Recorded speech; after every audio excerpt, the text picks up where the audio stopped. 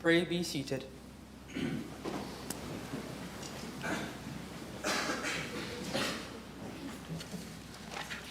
Announcements none. Papers none.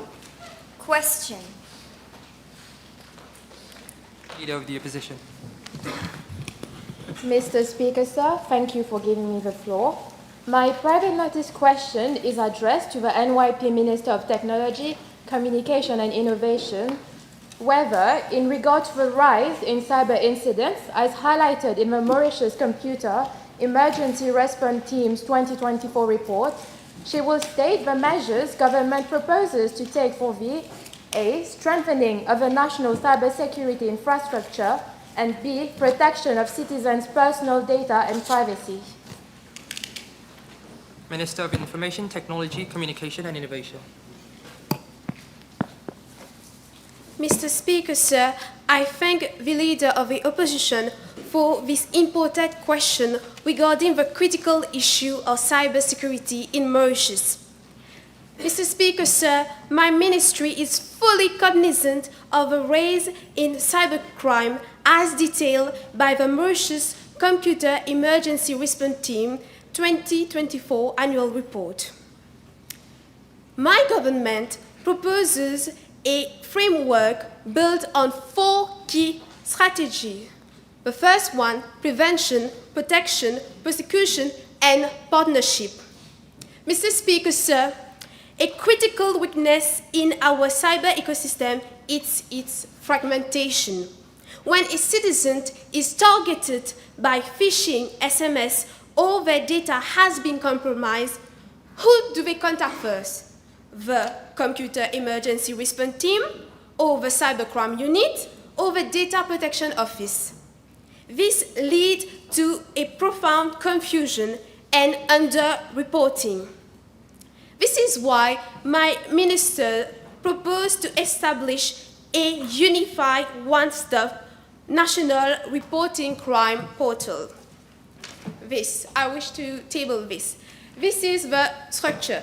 On top, you will get the cyber reporting PMU and all other organizations under them. Mr. Speaker, sir, this portal is designed to provide a single, easy-remember point for all citizens and businesses to remember, ending the "who do I call" confusion. Now, let's focus on protection. We will establish mandatory reporting and strict regulation. Forcing transparency is key to understand the threat landscape. La philosophie est simple. We cannot defend ourselves against something that we don't know or understand. There may be many cyber incidents, especially in the private sector, that goes underreported due to fear of image damage, shareholder reaction, or simply a lack of understanding of the importance to do so. Mr. Speaker, sir, we will establish a strict reporting timeline ending the era of silent breaches. An initial alert within 24 to 72 hours of recognizing a significant incident.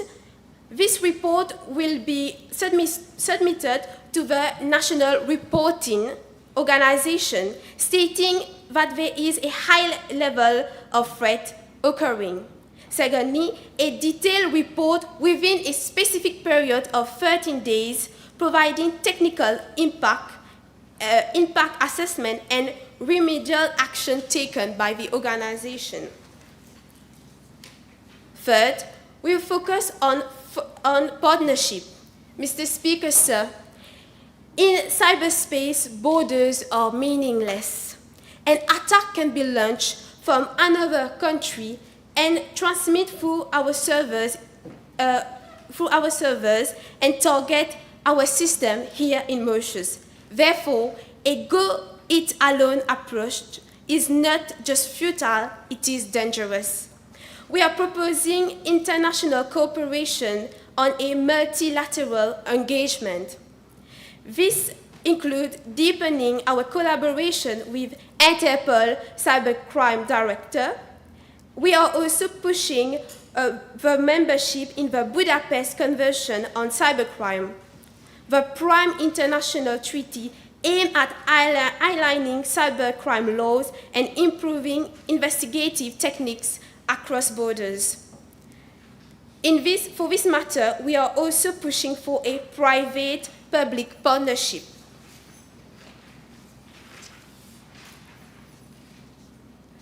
And the last pillar would be building a culture of prevention. Mr. Speaker, sir, the most sophisticated firewall in the world can be undone by one employee clicking on a malicious link. Technology is only one layer defense. The most reliant one is vigilant, informed citizen and workforce. Prevention is our most cost-effective investment. We are pushing for a nationwide public awareness campaign with the mantra, Stop, Think, Connect. We will launch a sustained multi-platform national campaign under a simple agenda: prime TV time and radio advert, multilingual content, ensuring all material are available in Creole, French, English, and also Bhojpuri, to reach every segment of our society. Moreover, we are also planning to move towards a target sector-specific training with our frontliners, the mandatory certified cybersecurity training for all civil servants, especially those handling personal data. Finally, for this matter, we are pushing for a creation of a generation of digital native by including cybersecurity in our school curriculum. As mentioned, we will introduce an age-appropriate digital citizenship lesson for younger children. This means online safety, privacy.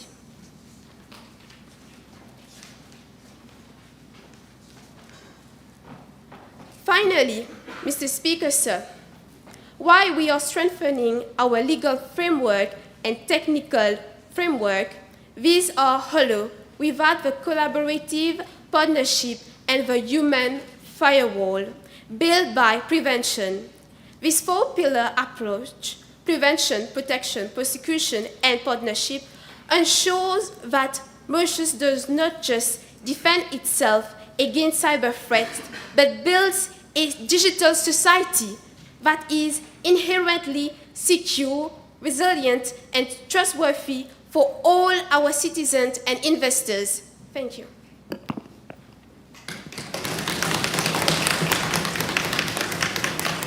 Leader of the Opposition. Thank you, Mr. Speaker, sir. The Minister has made some very big plans. She has some big dreams about investigating and reporting cyber attacks. But what measures will the Minister take to guarantee that cyber awareness campaigns go beyond social media posts and actually reach vulnerable groups like children and the elderly who are not connected to the internet like we are? Thank you. Minister, you reply.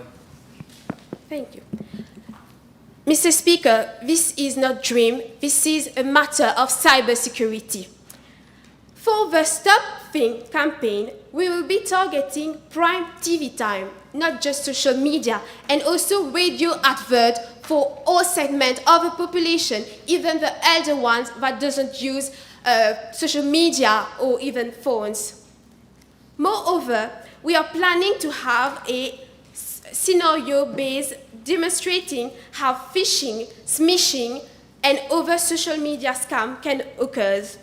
We are also moving forward for a digital literacy roadshows, taking cybersecurity clinic to community centers, village hall, and for the senior citizen association across the island.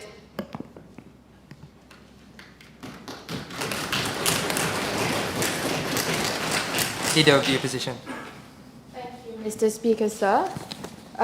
Furthermore, the Minister has mentioned implementing cybersecurity in schools. This is a very good idea. I will not oppose it. But for now, the main problem is not teaching children cybersecurity.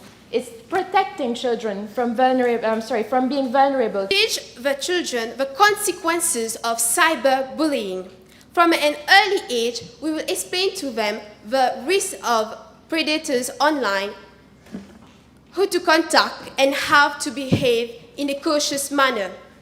Mr. Speaker, sir, as mentioned, we will have an age-appropriate digital citizenship lesson. This means we will start with cartoon explaining the risk of someone you don't know contacting you online for messages, or even the risks and consequences of cyberbullying.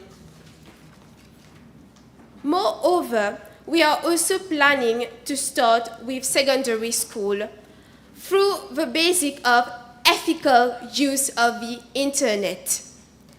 Mr. Speaker, sir, we are conscious, our government is conscious that the youngsters are the prey, and we will ensure that they are strong enough to understand the mischievous act of predators or even a fight against cyberbullying. Thank you.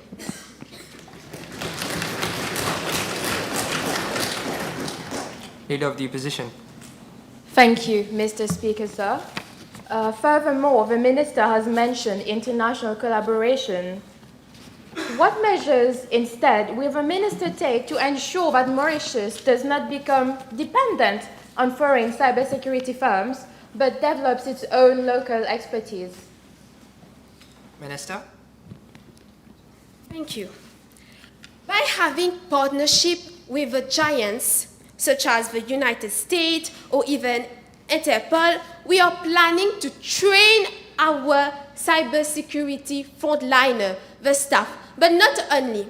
Something that is important to the House is that every month we have systems that are updated because we already have a source.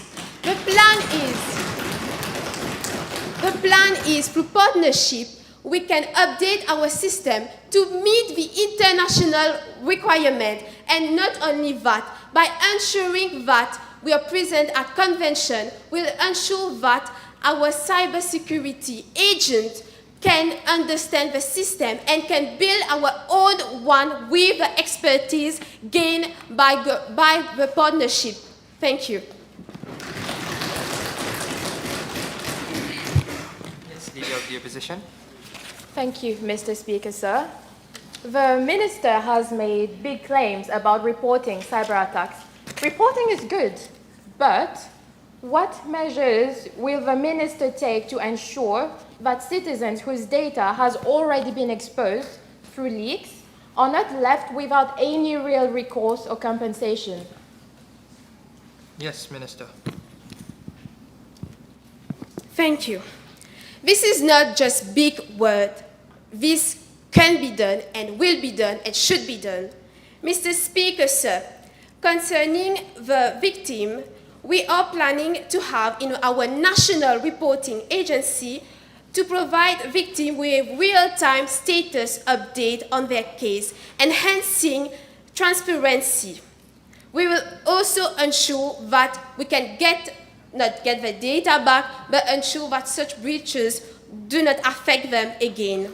Mr. Speaker, sir, in case of sensible data being linked, my minister will make sure that we provide the necessary support to the victim. And of course, we will go through education. For their data to be leaked, maybe they did something, they click on a link, or maybe they contacted a phishing, a scamming company. We'll ensure that they get the education required. Moreover, with the measure of protection, we are ensuring that we can update our security system.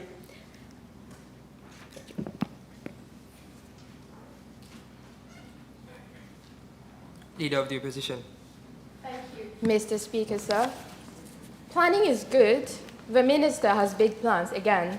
But taking action is better than planning. And my question is, what measures will the Minister actually take to prevent the frequent delays in implementing national strategies, which risk leaving Mauritius behind on global security standards? Yes, Minister. I didn't really understand the question. Leader of the Opposition, please repeat your question. Thank you, Mr. Speaker, sir. My question to the Minister is, how will she actually put her plans into action? What measures will she take to prevent the frequent delays in implementing national strategies, which risk leaving Mauritius behind on global cybersecurity standards? Minister. Thank you. Mr. Speaker, sir, by aligning with our national cybersecurity report, we plan on having a dashboard, ensuring that measures are taken within time, and we will go for a three-way strategy, ensuring that education and awareness is occurring in school while training our staff. And furthermore, setting up this system won't take ages. We already have the reporting. For example, the Computer Emergency Report Team has a reporting platform. We just have to merge everything together. Secondly, concerning the delays, we are going to do everything step by step and simultaneously. Thank you.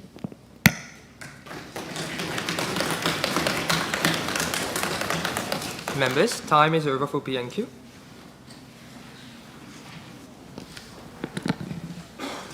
Statements by National Youth Parliament ministers. None. Motions. MP Dinu. Thank you for granting me the floor, Mr. Speaker, sir. Let's talk about the resolution concerning SDG 4. Clause 4 of the resolution, Mr. Speaker, sir, states that the STEM curricula will be made to include artificial intelligence. The government has, however, failed to mention whether it will be including education on the ethical use of AI or simply education on how to glorify it.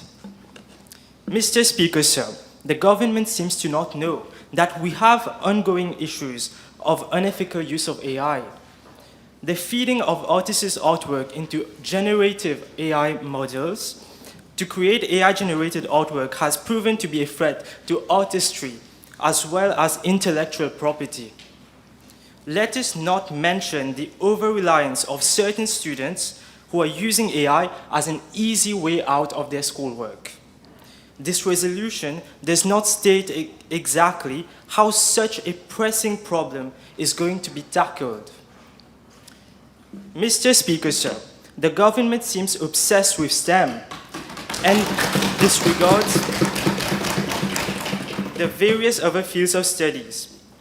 Each field of study should be encouraged. For example, studying art or literature allows one to find beauty in life, its meaning, poetry, lyricism, perspective, and history. We have many students who possess great talents Please for pause this. for a moment. Yes, Junior Minister. Mr. Speaker, sir, he's imputing motives. The point of order will be dismissed. Please continue. Please continue. Thank you. Coming back to my point,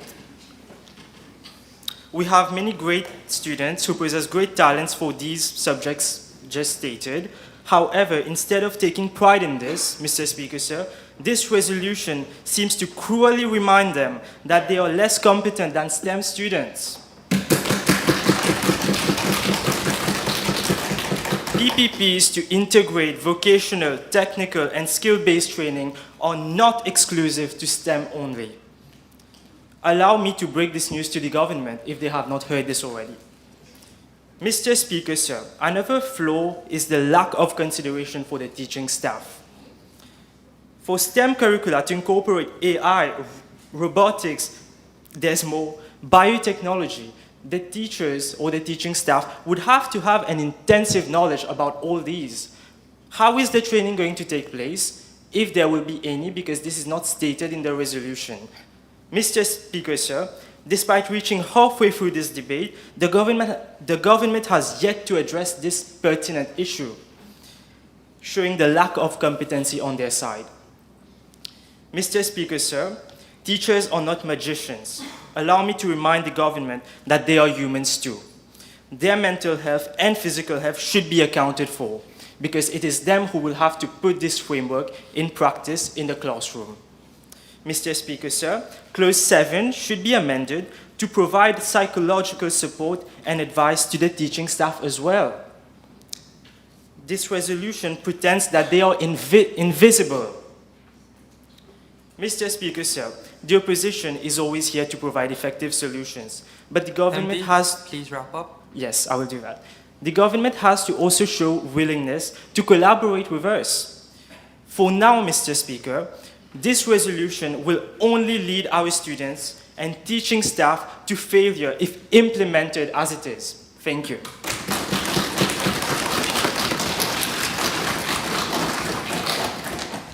Minister Siba. Mr. Speaker, sir, today I rise not merely to advocate for a curriculum reform, but to champion a generational shift, one that places our youth at the forefront of innovation, sustainability, and global relevance. Clause 4 of this motion proposes the integration of future-facing disciplines, such as robotics, environmental sciences, and data analytics, into STEM curricula within a public-private partnership framework. I believe that this is not only timely, but also essential. Clause 4 of this motion... Let us begin with robotics. L'automation n'est plus une idée lointaine. Elle transforme des secteurs allant de la fabrication à la médecine. If our youth are to thrive in the fourth industrial revolution, they must be equipped not only to use technology, but to build it, to question it, and to improve it.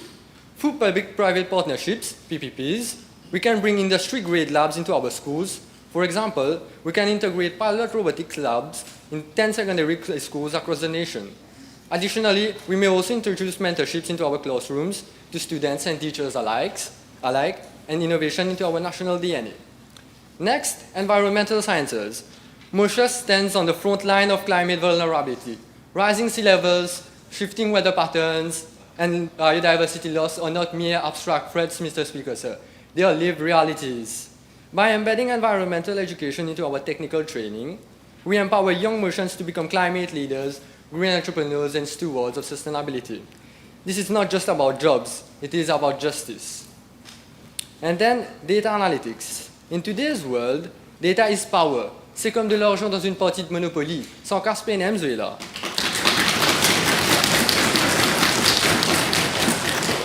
It informs policies, drives businesses, and shapes public opinions.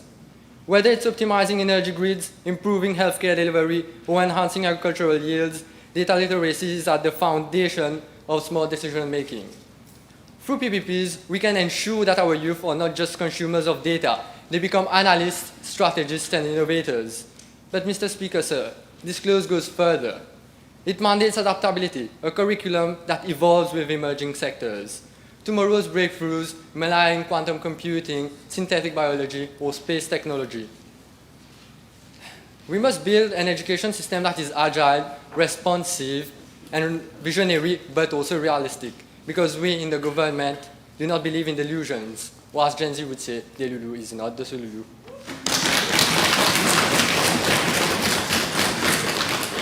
This is where the people... Yes, member.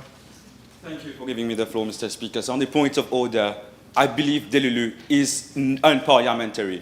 We are not on Instagram, Mr. Speaker, sir. We are not on social media. We are in a parliamentary setup. Thank you. I have heard you, member. Please continue. I apologize for the words that they can. Hey! Order in the House, please. Hey! It is not considered parliamentary, huh? Members, sit down. Members, sit down. You will continue. This is where it becomes transformative, because the private sector brings cutting-edge expertise, real-time market insights, and scalable solutions. The government brings long-time vision, certification, and equity. Together, they can co-create a curriculum that is not only relevant, but revolutionary. Ne préparons pas nos jeunes pour les emplois d'hier. Préparons-les à bâtir les industries de demain.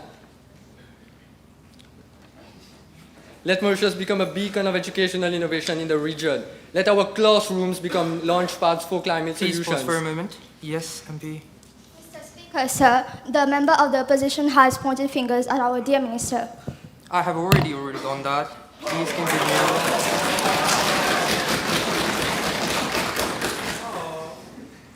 Please stop making unnecessary comments. Let the minister reply.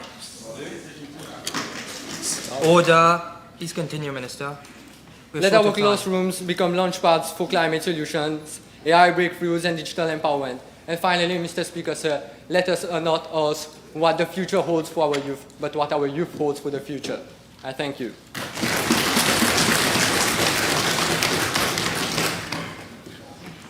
Minister Shiwaj.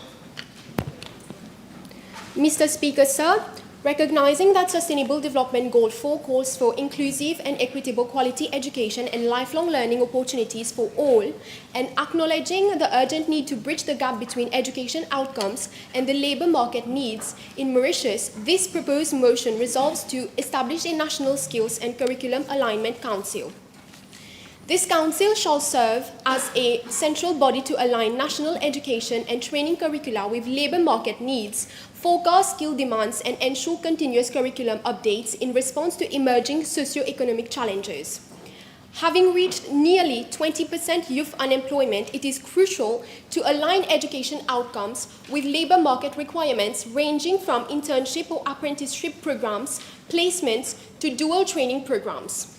These programs are a necessary initiative to strengthen partnerships between emerging industries and education institutions to familiarize the youth with changes. It is a form of experimental learning that integrates knowledge and theory learned in classrooms with practical application and skills development in a professional setting. For example, through exposure in the workplace, students enhance their understanding on issues pertinent to a particular job and improve their preparation for employment. The dual training program is a collaborative initiative between the Ministry of Labour, Industrial Relations, Employment and Training, the HRDC, that aims to address unemployment and skills mismatch by combining practical on-the-go training with classroom-based learning.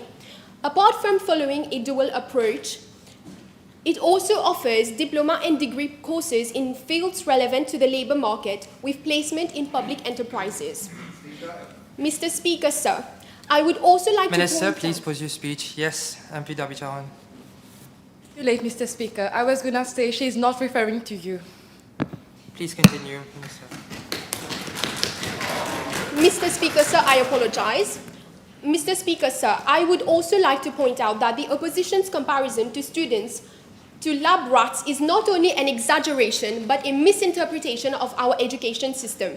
They speak of students as though they were specimens on display, merely as a weak attempt to insinuate that there is a hidden agenda behind these policies, when in reality our motto is to uphold a quality, inclusive, and sustainable education to all.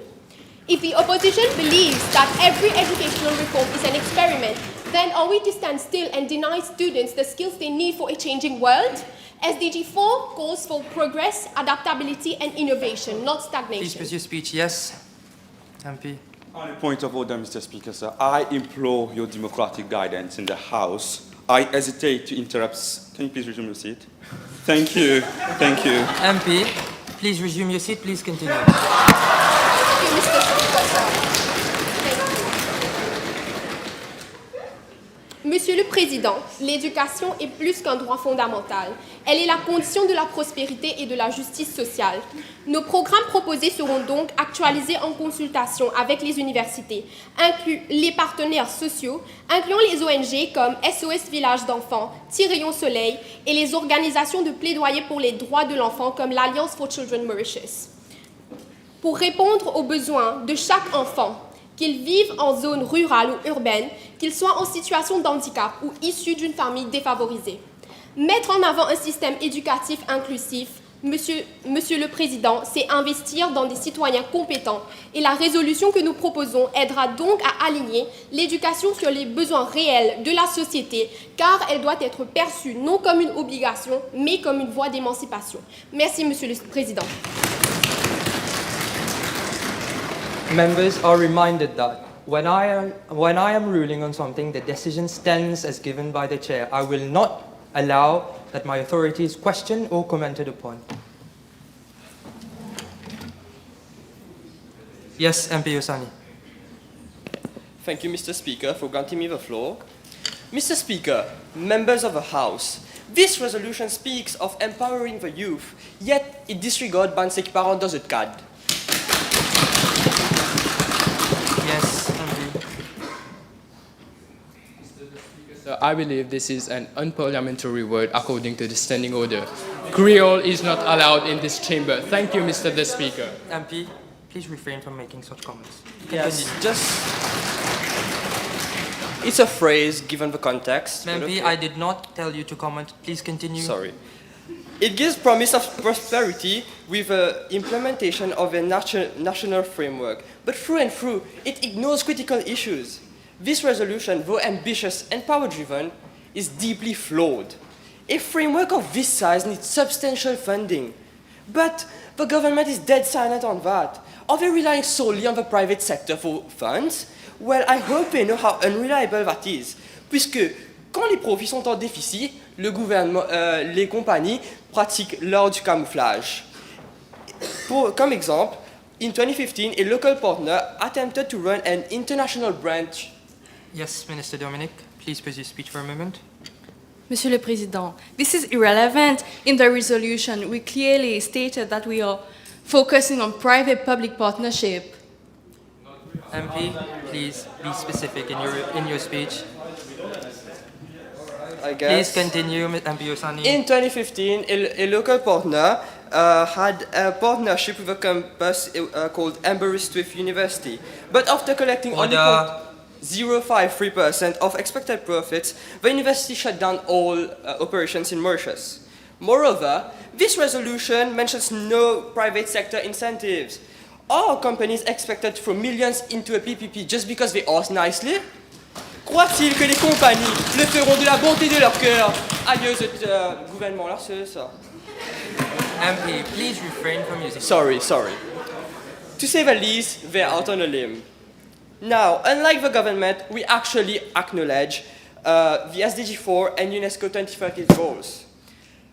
Not once has the resolution stated how it will make education more accessible to students with special needs, more available to those in vulnerable groups, more adaptable to those with physical disabilities, and lastly, more acceptable that a student explore their talents. Well, that last point might be a problem for the government, as they have suggested a STEM-focused framework, ignoring arts, humanities, and culture. This resolution narrows education to the needs of a few industries, not the needs of an entire nation. The above-mentioned issues have easy fixes, if they're willing to listen, of course. A clause including funding matters, like Yes, government budget. Please pause your speech for a moment. Yep. Thank you, Mr. Speaker, sir. According to Standing Order 22I, ironical statements, the member is making ironical statements. Thank you. MP, please refrain from doing that. Continue your speech. Like a clause including funding matters, budget allocations, private sector contributions, and potential international grants. Adding provisions for students with disabilities and of special needs, like ramps and elevators, and special needs classes instead of singling out kids into special needs schools. Inclusion of clear incentives to urge the private sector to invest in PPPs, like tax exemptions and market accessibility. And lastly, they should broaden the scope beyond a STEM-focused society. My fellow members of the House, if this motion is not amended per the opposition's suggestions, voting for it will mean viewing less fortunate students, disabled students, and those with different learning capabilities as collateral for future economic prosperity. This motion ignores our youngsters' burning passion for art, cultures, and humanities. Is Mauritius of tomorrow one where we forget our culture and heritage for this government's idea of STEM monopoly? I don't think so. Thank you, Mr. Speaker.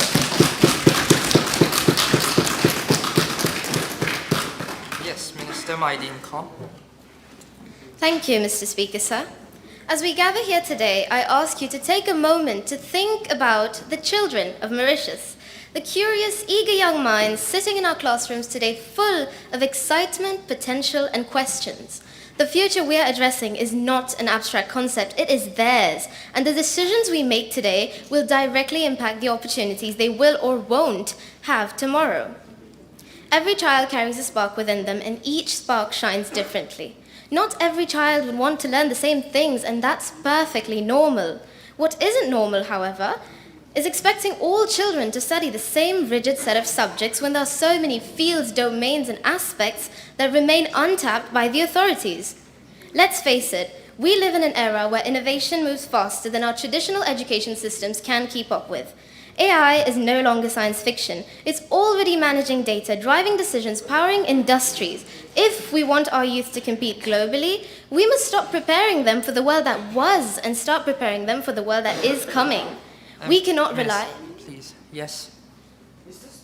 Mr. Speaker, she's going directly against her resolution's idea of STEM-focused society. Please, MP, please let the minister reply in full, then you will know.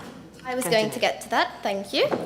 Let's face it, we live in an era where innovation moves faster than our traditional education systems can keep up.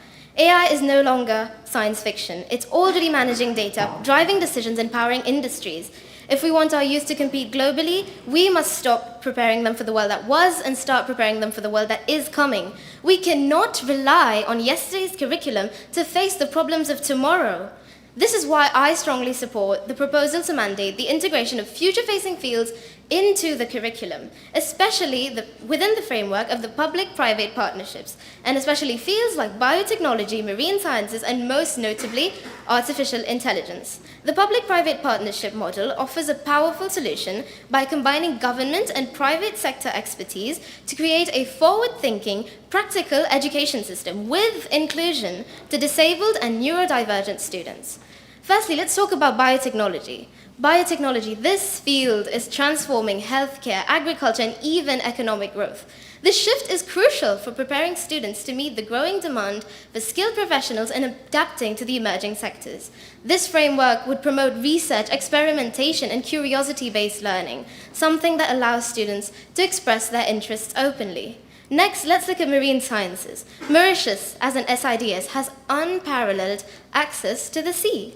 We are surrounded by coral reefs, lagoons, coastal forests, and a unique marine biodiversity. The ocean covers 70% of the planet and influences climate, food security, and biodiversity. Imagine the potential we could unlock by leveraging Mauritius's ocean economy to promote marine research. Finally, we come to artificial intelligence, the most controversial of the three fields. While its introduction sparked quite the debate, the truth is, AI is here and it's here to stay. The best we can do is help our students adapt to it. It is essential that we equip our youth with a foundational understanding of AI. This isn't just an easy way out, as the opposition mentioned. We plan to educate students and teachers alike on how to use AI responsibly, and we will regularly monitor the training and evaluate the learning of AI and its implementation in the education system.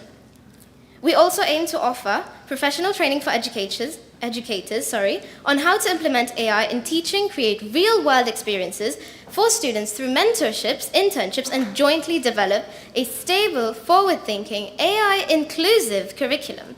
But we're not just preparing our children for the increasing demands of the job market, we're equipping them... Wrap up. Yes. We're equipping them with skills they'll use for a lifetime. By embedding future-facing fields into our STEM curricula through the PPP model, we're not just teaching science and technology, we're giving our children the tools to build, to lead, and to protect the future of Mauritius. Let us keep the best interests of the youth at heart while we shape their opportunities for the future. Thank you.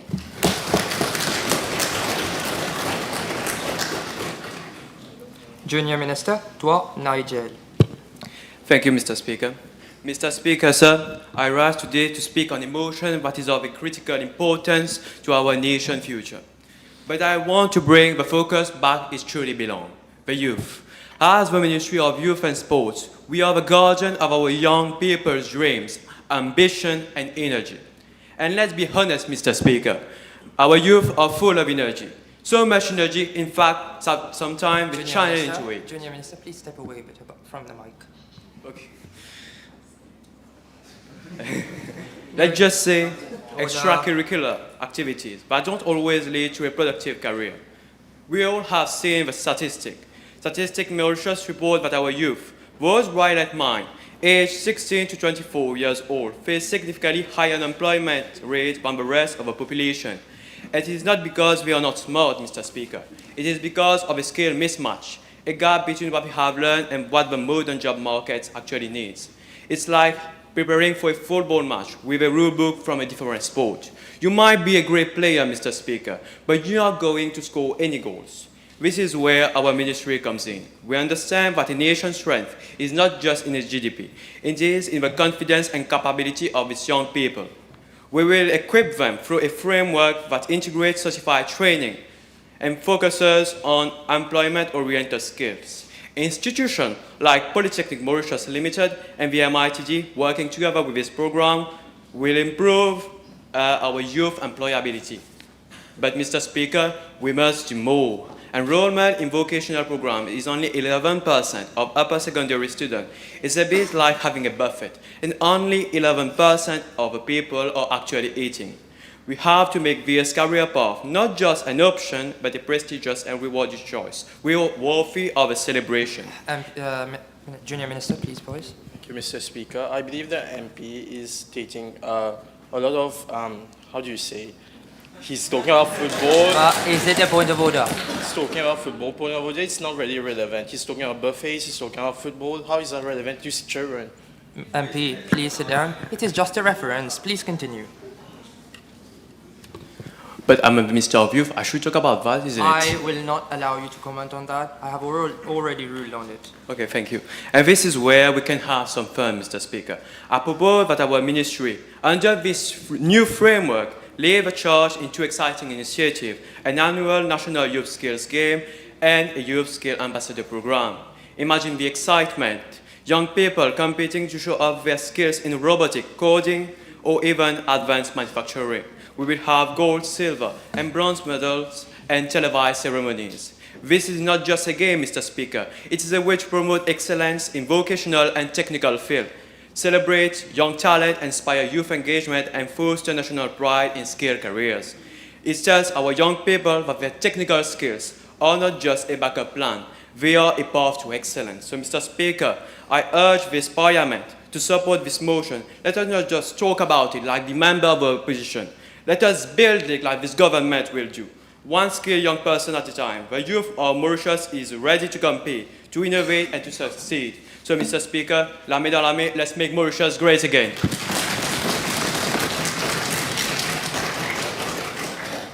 Yes, MP Royman. Thank you, Mr. Speaker, sir. The government tells us this resolution fulfills SDG 4, quality education for all.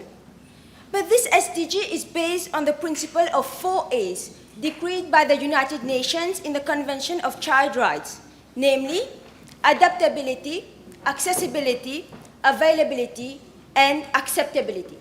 In this context, I'm interested with the second A, accessibility, because there lies the government's biggest blind spot.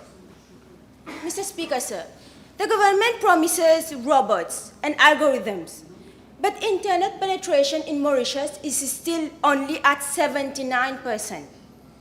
That leaves over 260,000 Mauritians disenfranchised, standing behind the digital gate, excluded from their digital dream.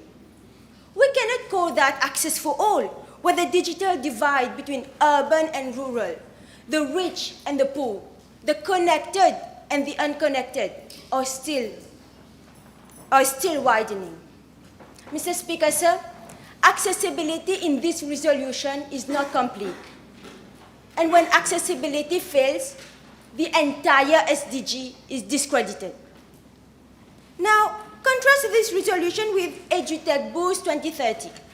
It is an African initiative that actually addresses the core problem, which is access. It prioritizes affordable internet, device distribution, rural connectivity, and teacher training, ensuring no learner is left behind. The EduTech Boost 2030 understands that without accessibility, there is no quality. And without equity, there is no progress. Mr. Speaker, sir, that is the difference between a serious strategy and a government wish list. Now, Now coming with a statistical gem from the government. In the fourth preambulatory clause, which I invite the House to have a look at, the government claims that youth unemployment is measured from ages 15 to 24. But under Mauritian law, Mr. Speaker, sir, for reference the Workers' Rights Act 2019, Section 10, it is clearly stated that a 15-year-old cannot legally work. This shows... Employment, please take a pause. Yes. Thank you, Mr. Speaker, sir. I have a point of order. Please state your point of order. The MP is using unbeaconing expression. She's being sarcastic. The point of order is dismissed. Please continue. Thank you, Mr. Speaker, sir. This shows, Mr. Speaker, sir, that the government has cut and pasted international definitions without adapting them to our legal reality. At 15, they are supposed to be in school, not in the labor market. So either the members of the government want child labor back, or they don't understand the statistics that they are quoting. The opposition will give them the benefit of the doubt on this matter. Monsieur le Président, le gouvernement parle d'un avenir numérique, mais on oublie le présent. On ne construit pas une maison en commençant par le toit. On ne peut pas promettre l'intelligence artificielle quand l'infrastructure de base manque encore. Parler de quality education for all, en laissant derrière ceux qui n'en ont pas accès, c'est transformer un droit universel en un privilège réservé. Et quand on exclut, on ne progresse pas, on regresse. Mr. Speaker, sir, this government is not building artificial intelligence. It is manufacturing artificial illusions. The opposition will vote in favor of this motion if and only if it is subject to some changes. Until then, this is not SDG 4, it is SDG for the few, not SDG for all. Thank you, Mr. Speaker, sir. Members are advised to abstain from using devices such as sarcasm and rhetoric such that they hinder the flow of debate. Please take that into consideration.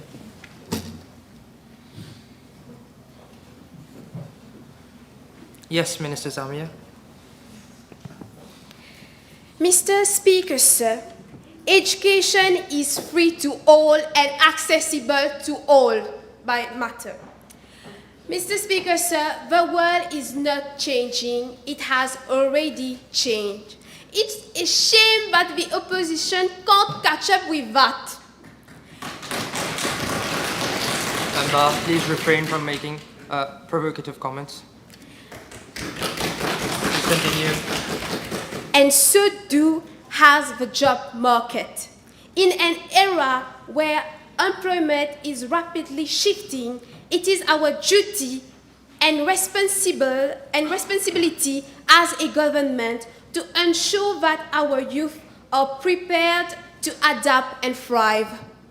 According to the World Economic Forum Future of Job Report 2025, changes in the job market are projected to affect nearly 22% of jobs today. 22%, I repeat. I wonder if this figure is fashionable to them, to the opposition. Mr. Speaker, sir, why 170 million new jobs may emerge, around 92 jobs risk displacement. This will result in a net gain of 78 million jobs worldwide, reflecting a growth of 7%. I wonder if the opposition want Mauritius to be left behind on this matter. Mr. Speaker, sir, in Mauritius... Yes, please pause your speech, yes. Monsieur le Président, point of order sur relevancy. Je me demande si on est en train de débattre sur l'opposition, sur l'éducation. À chaque fois, l'opposition ceci, l'opposition cela. Focus on your speech. The point of order will be dismissed. Please continue. In Mauritius, however, youth unemployment stands nearly at 20%, almost 3 times higher than the national average. This reality demonstrates that the future will not belong to those who wait for jobs, but to those who are prepared to innovate and create them. It is for this reason, Mr. Speaker, sir, that the government is establishing a centralized digital youth hub under the public-private partnership framework. This hub will directly connect our youth people with private sector employers, while at the same time promoting outcome-driven education that prioritize practical competency, digital literacy, and entrepreneurial skill to secure a sustainable employment. Through this hub, my ministry will organize hackathon, innovation forum, and regular competition in collaboration with the private sector's partners. Being a digital platform, Minister, please wrap up. It will also leverage the Mauritian diaspora to transform what has been described as brain drain into brain circulation, thereby enriching the country's innovation ecosystem. Mr. Speaker, sir, history will judge us by our action. Today before us lays two paths, one that embraces changes, innovation, and one that clings to the statu quo. This government has chosen the path of transformation, opportunity, and employment for all. Mr. Speaker, sir, today we have the opportunity of ensuring that each youth has the opportunity to get a stable job, has the opportunity to build a future, and has the opportunity to innovate and contribute to our economy in a sustainable way. Thank you. Yes, Prime Minister.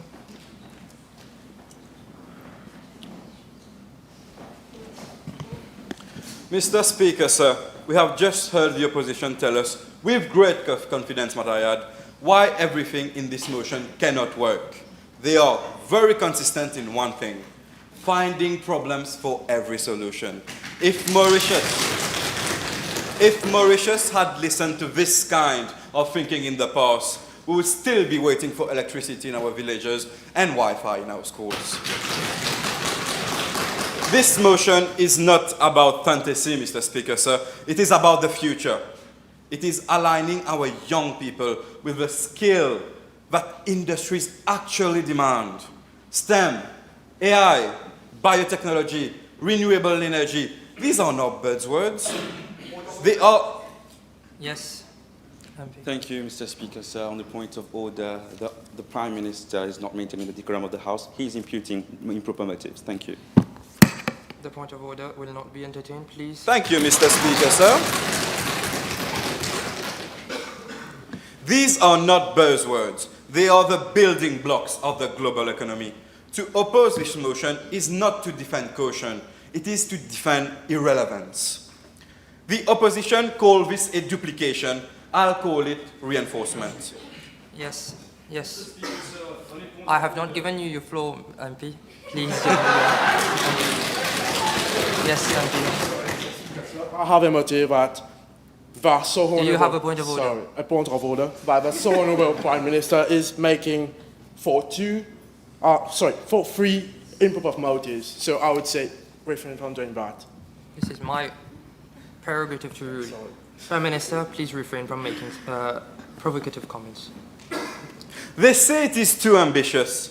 I say Mauritius cannot afford the luxury of being unambitious. They say it costs too much. I say youth employment already costs us too much. In frustration, in wasted talent, in lost innovation. Let us be clear, Mr. Speaker, sir. This motion does not repeat all policies. It stitches them together in a coherent framework. That is what smart governance looks like. The opposition would rather have patchwork efforts here and there, each pull it in different direction, and then complain Prime about the Minister, lack of please refrain reasons. from making provocative comments. I will have to entertain point of orders then. Please continue. Of course, Mr. Speaker, sir.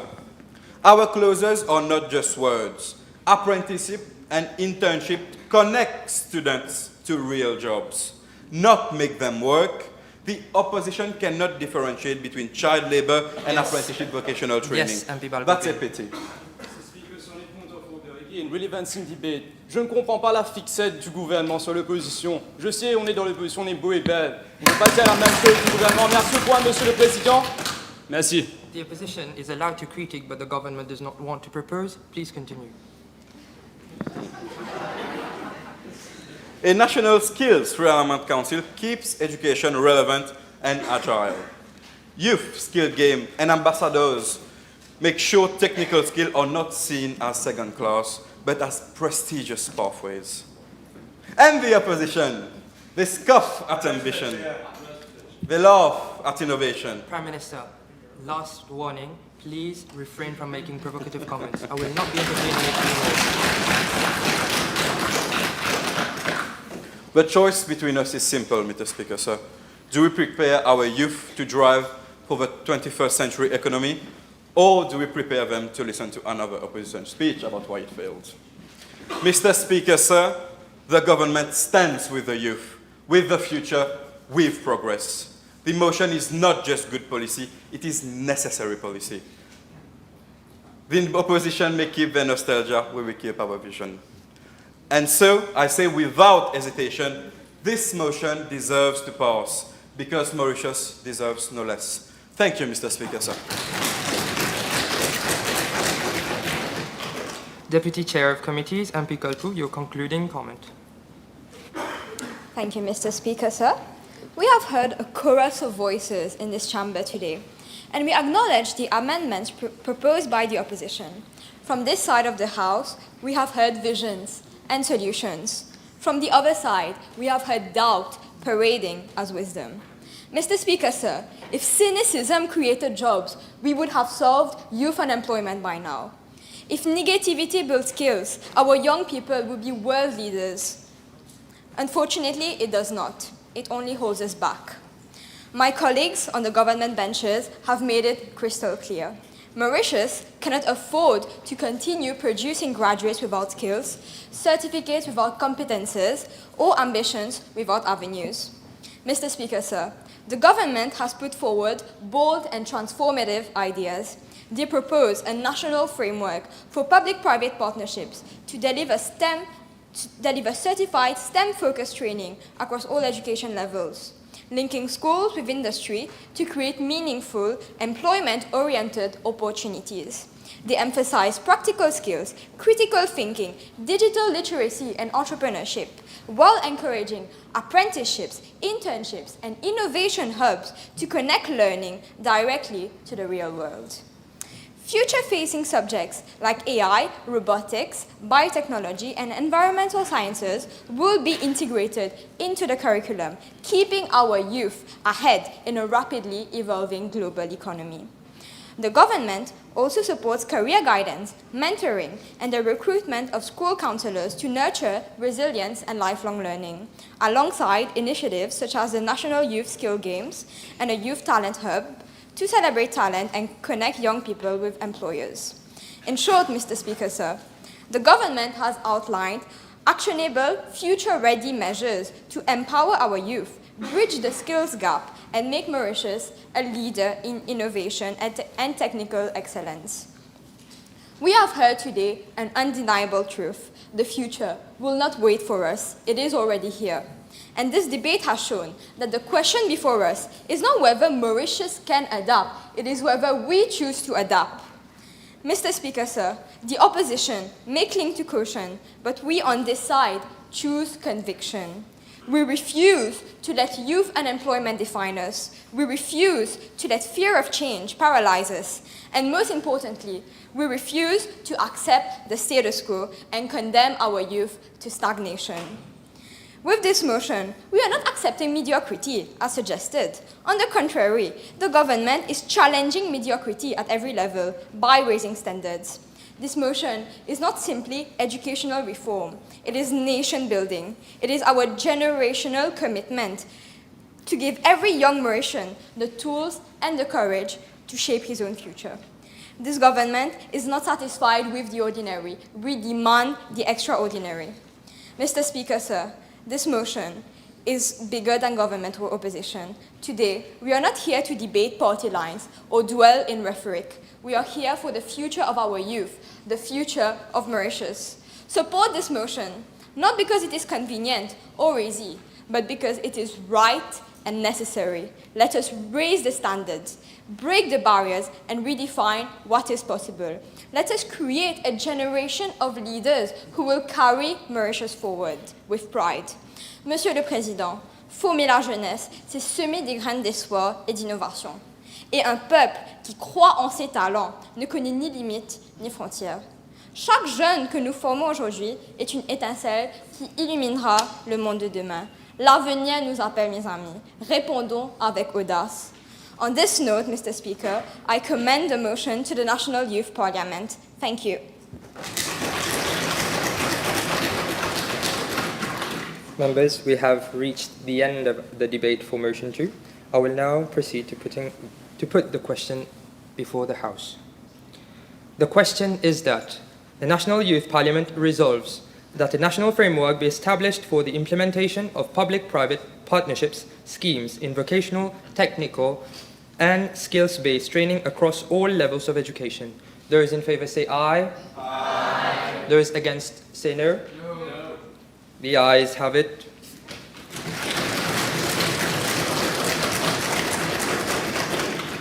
Members, we shall now proceed to motion 3, which is the last and final motion before the NYP.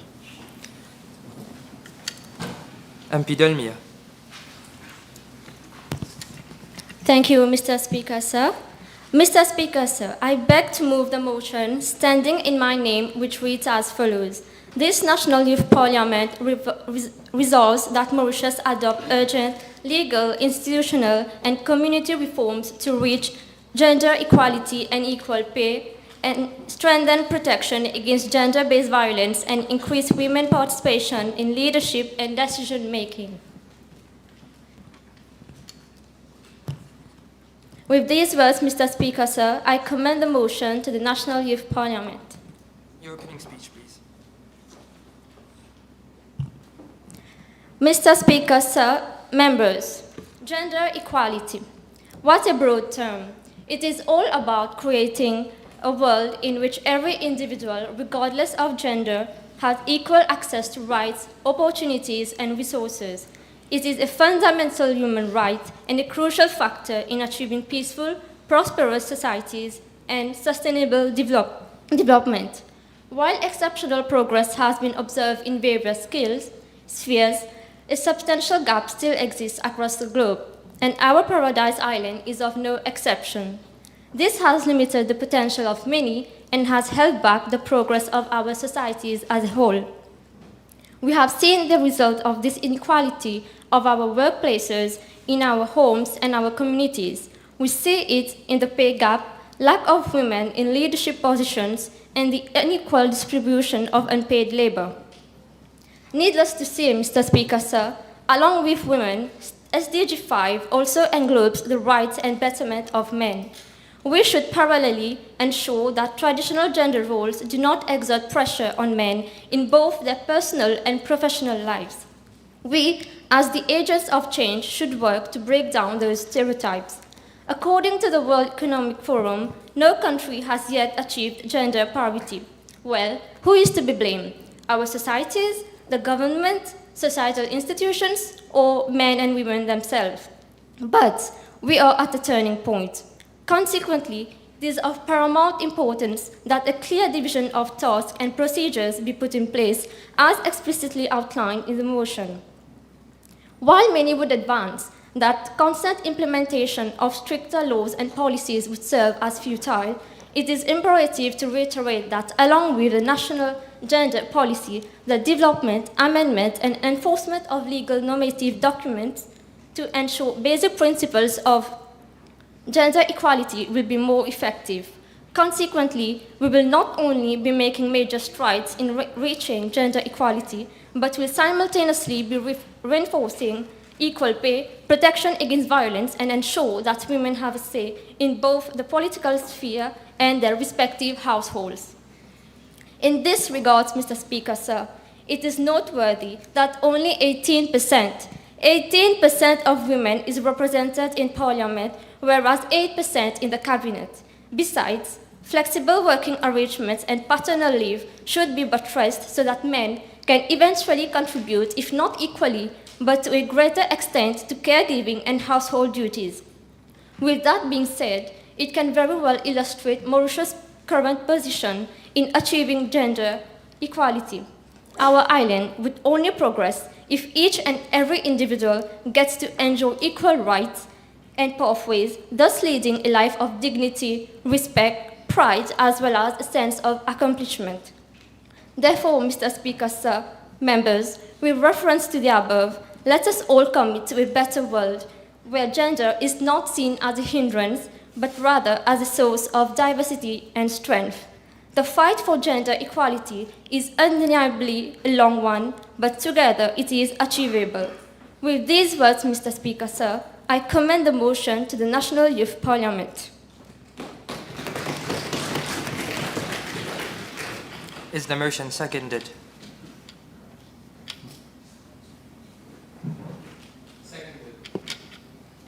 Very well. We shall now proceed with MP Sansoura Jilasha.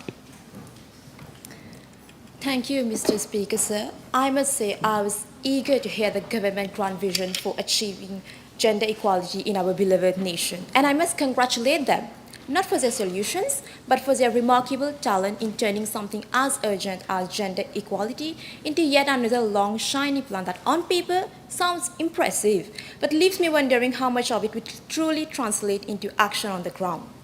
Because, Mr. Speaker, sir, if drafting plans and setting ambitious targets were enough to bridge the gender gap, then by now we'd be celebrating a society where women are equally represented in every sphere.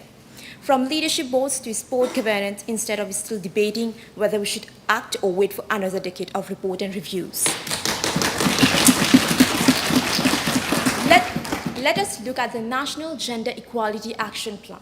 On paper, it is ambitious. Measurable targets to close a pay gap, boost women representation, raise female participation in the workforce. But Mr. Speaker, sir, we had plans before. And the real question is, where are the results?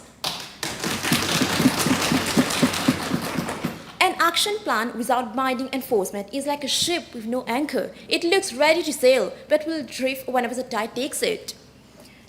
And on the so-called motherhood penalty fix, Mr. Speaker, sir, the government proposes to solve it through fair promotions and pay policies. I must say, this is almost reductive to the point of being insulting. The motherhood penalty is not just about money, it is about the double shift women face, the work shift at the office and the unpaid shift at home. It is about the absence of affordable childcare, the lack of adequate maternity leave, and the reality of postmortem depression that so many women endured in silence. This clause implied that a little extra pay is enough to balance the burden of sleepless nights, household chores, and childcare responsibilities. Mr. Speaker, sir, this is not gender equality. This is a half-measured package as a solution. Unless we address these deeper structural issues, talking about fair pay alone is like giving somebody an umbrella in a hurricane and calling them safe. Moving on the dedicated institution, I have nothing against self-defense classes or free ICT training. But let's be very honest, Mr. Speaker, sir. It is a laundry list of disconnected ideas thrown into one cloth. Where does the government create one mega institution for everything from martial arts to digital skills? And how will it be funded? Or will it be just another committee with a long title and no teeth, where reports are filed away and never acted upon? And if the government itself cannot answer clearly these questions, how can they expect the people to believe that this will work? Mr. Speaker, sir, after listening to this motion, I can't help but feel like the government has gifted us a wish list for Santa Claus. full of big MP promises, beautiful Sansoura, buzz. please pause your speech for a moment. Yes. Thank you, Mr. Speaker. MP's imputing motive. Come straight to the debate. Thank you. MP Sansoura, please keep it to the debate. Yes. I can't help but feel like the government has gifted us a wish list for Santa Claus, full of big promises, beautiful buzzwords, and heartwarming intentions. But intentions don't close a gender pay gap, don't stop domestic violence, and certainly don't fix the motherhood penalty. They want us to believe this plan will transform Mauritius into a beacon of gender equality, without telling us how will they fund it, enforce it, or stop it from becoming yet another glossy policy document gathering dust in a cabinet drawer. So yes, I truly congratulate the government for drafting one of the finest work of gender fiction I've read in years. But Mauritius needs reality, not bedtime stories, and the women of this country deserve concrete action and not colorful closes.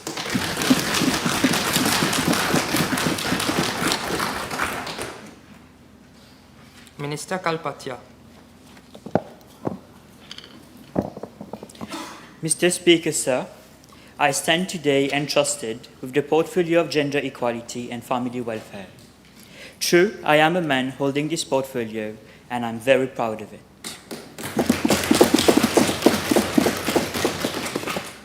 It is also symbolic, as gender equality is not simply a woman's business.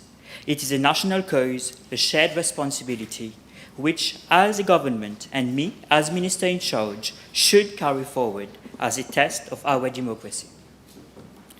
Mauritius has committed to disclose in the international level, namely at the CEDAW, the Beijing Platform for Action, and the Maputo Protocol.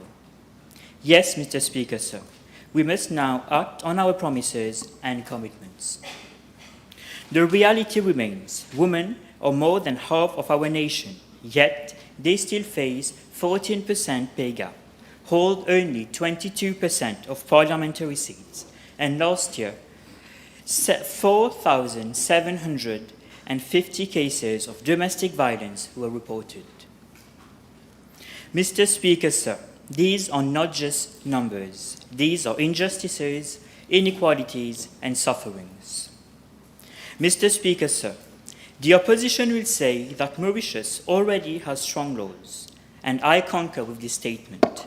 We do have enforced the Equal Opportunities Act, the Workers' Rights Act, and the Protection from Domestic Violence Act. But, Mr. Speaker, sir, you would agree that laws without enforcement are just paper shields. If those laws were sufficient, would we still have thousands of women suffering from violence? Would we still see women sidelined from leadership and equal pay? Mr. Speaker, sir, for the reason mentioned above, I submit that today's motion matters. It is not about adding new promises. It is about turning our commitments into actions. A national gender equality action plan with measurable targets. A pay equity tracking system to shine light on wage gaps. Stronger protections against gender-based violence with faster justice and safe havens in our communities. These, Mr. Speaker, sir, are smart flagship reforms that are specific, measurable, achievable, realistic, and time-bound.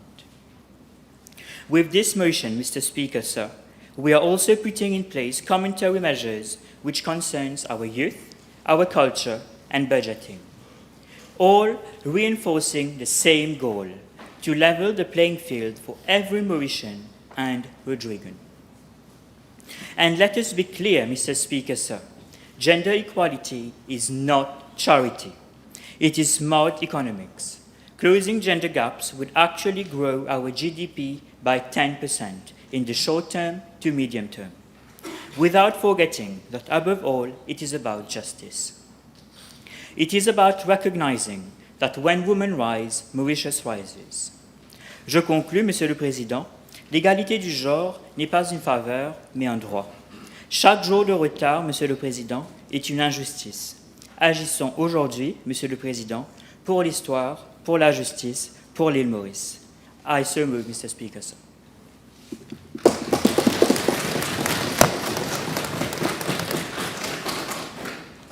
Yes, MP Tilak.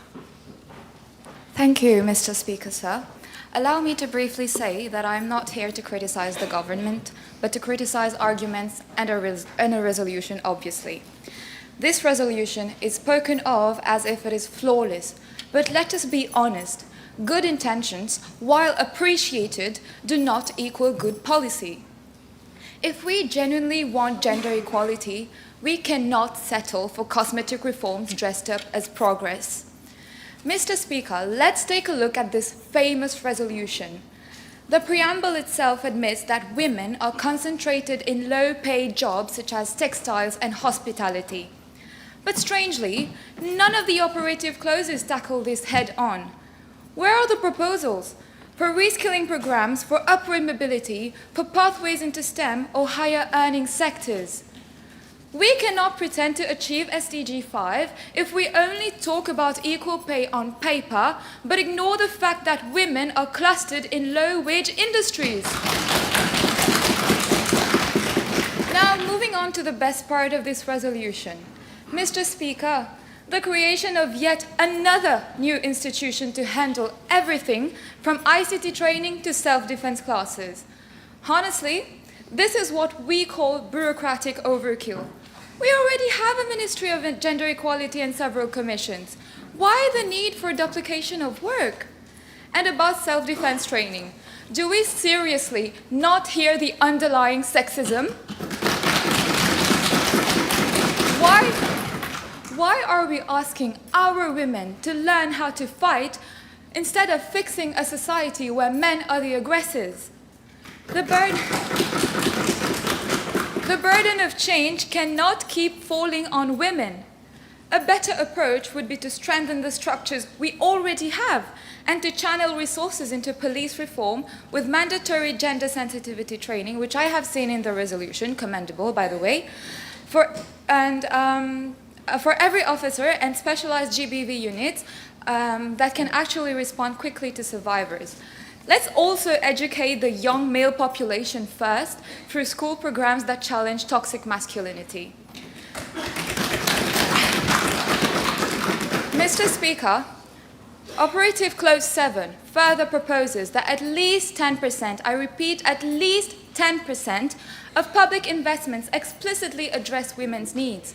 Wow, 10%, but let's be for real, that's it? Let us think about all of the women in this chamber, all of the women in the nation watching this National Youth Parliament. This resolution is pushing us to fix on 10% only as a baseline, and it is wrong. Public finance should never be guided by data, Public finance should be guided by data and not round numbers. Setting a minimum, it clearly creates the illusion of commitment without guaranteeing meaningful impact. J'ai toujours pas compris. La résolution est-elle en faveur du peuple ou du gouvernement? Whatever is happening, it risks turning gender equality into a box-ticking exercise. Ministries could simply repackage existing programs as women-focused just to cross the 10% line. That is not progress. This clause implies that gender equality can be confined to only a slice of the budget. Instead of chasing an arbitrary percentage, we should measure whether all spendings, 100% of it, truly champions equality, because, Mr. Speaker, equality is not a fraction. Monsieur le Président, pour conclure, je suis désolée et épuisée vraiment parce que j'ai vraiment essayé de trouver dans cette résolution des mesures concrètes, mais malheureusement, je n'en ai trouvé aucune. J'aurais bien aimé la flatter, la résolution, mais ce n'est pas possible. Merci.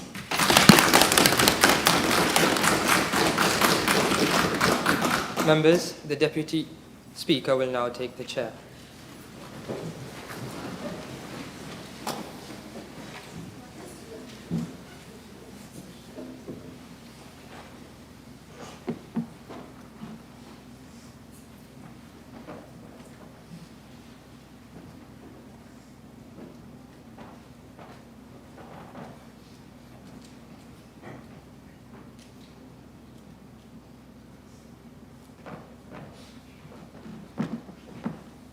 Please be seated.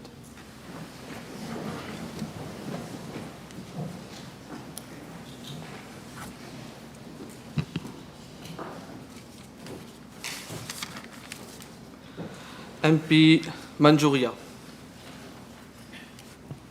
Thank you, Mr. Deputy Speaker, sir. Well, I could perceive from some comments of the members is that they have not really understood the purpose, the depth, and the potential of this resolution.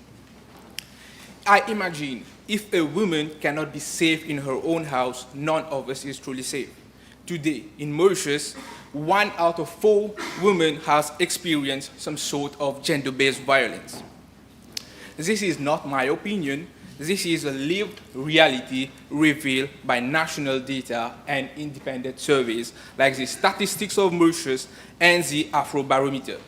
Mauritians themselves are clear about what they want from us.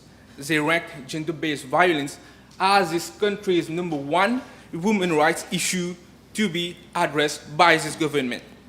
When the Mauritians express the deepest, when citizens tell us so plainly where the deepest pain is, the budget and law must undoubtedly follow. Protection orders are limited to only 2 years. Marital rape is still not clearly defined and penalized. Enforcement of equal pay and workplace protection remains weak. I call for a comprehensive gender-based... Let me hear this point from this member. Thank you, Mr. Deputy Wait, Speaker, wait, sir. Wait 1 minute. I have noticed that earlier. When I'm given the floor to another member, you resume your seat. Then you will be given the floor, then the member speak. Then I'll give you the floor back, then you stand up. Okay? Please take note of that. I've noticed that earlier also. Yes, your point. Thank you again, Mr. Deputy Speaker, sir. I don't have a point of order, but I've just received a piece of paper to Junior Minister of Finance and addressed to me as well. No, I can't entertain that. I'll have to It has entertain been only written point of alto la order. case. I think this paper has been posed by the opposition. They want to create chaos. No, this is a matter between yourself. I can't rule on that. But they are not... No, resume your seat. I'm speaking. Resume your seat. I can't entertain such point. I don't know what kind of action he's doing over there. I can't come into this business. MP, please continue. So, thank you, Mr. Deputy Speaker, sir. It is very sad to have witnessed such an action from the opposition, or I don't know. So, I resume. Mr. Speaker, I didn't give you the floor. I didn't give you... Resume your seat. Resume your seat. First, resume your seat. First, you resume your seat. You raise your hand, and then I'll give you the floor. Good? Continue. Yes. So... okay, I'll give you the floor now. That's very kind of you, Mr. Speaker. Thank you. Mr. Deputy Speaker, he just accused that we gave some papers. How does he know we did that? How does he know that? Okay. I gave my ruling on that. I won't entertain on papers passing on. No cross-talking. Don't discuss with the chair. Resume your seat. Resume your seat. Resume your seat. Resume your seat. I am on my feet. I am on my feet. Resume your seat. Resume your seat. Yeah. Okay, resume your seat. Resume your seat. Order. Wait, I have given my ruling on that. I won't entertain papers passing on. I'm concentrated on the speech that the members is talking about. So let me hear it properly. In case if you have point of orders with regard to what he's speaking, then you can raise. Okay? MP, please continue. Thank you, Mr. Deputy Speaker, sir. So I resume. I call for a comprehensive Gender-Based Violence Act that consolidates protection against domestic abuse, workplace harassment, cyber violence, and marital rape. We will set up fast-track courts to handle cases promptly and to enforce more severe mechanisms. Law must not just be on papers, they must protect in practice. The Protection from Domestic Violence Act currently restricts protection orders for a period not exceeding 24 months. But Mr. Deputy Speaker, sir, danger does not expire on schedule. In 2024, 5,758 cases of domestic violence were reported nationwide. The ratio of domestic abuse against women to men is 6:1. This means that the number of women who have suffered is 6 times more than that of men. And we should imagine how those traumatized mothers and sisters must have repeatedly gone to the court to renew their protection orders. This is certainly not acceptable under our governance. We propose that protection orders must be extended to a minimum of 3 years with automatic renewal. Survivors must also be able to have access to same-day interim orders even after working hours through a duty magistrate system. And most importantly, any breach of protection orders will mean immediate police action or even arrest. Anything less is telling survivors that their safety is being negotiable. However, gender-based violence is not just about women issues. Men suffers too. But let's face the truth, the woman bears the heaviest scars from physical to sexual violence. This is why these resolutions strike hardest where the pain is the deepest. Mr. Speaker, sir, without modernizing our legal framework, we are telling women that their dignity is conditional. Every effort, every rupee that we put in this resolution is an investment in public sector and human dignity. I believe... Please conclude your speech. Yes. I believe it is cheaper to prevent cycles of abuse now than to deal with social and economic repercussions later. With this being said, Mr. Speaker, sir, I leave this matter in the wisdom of this House.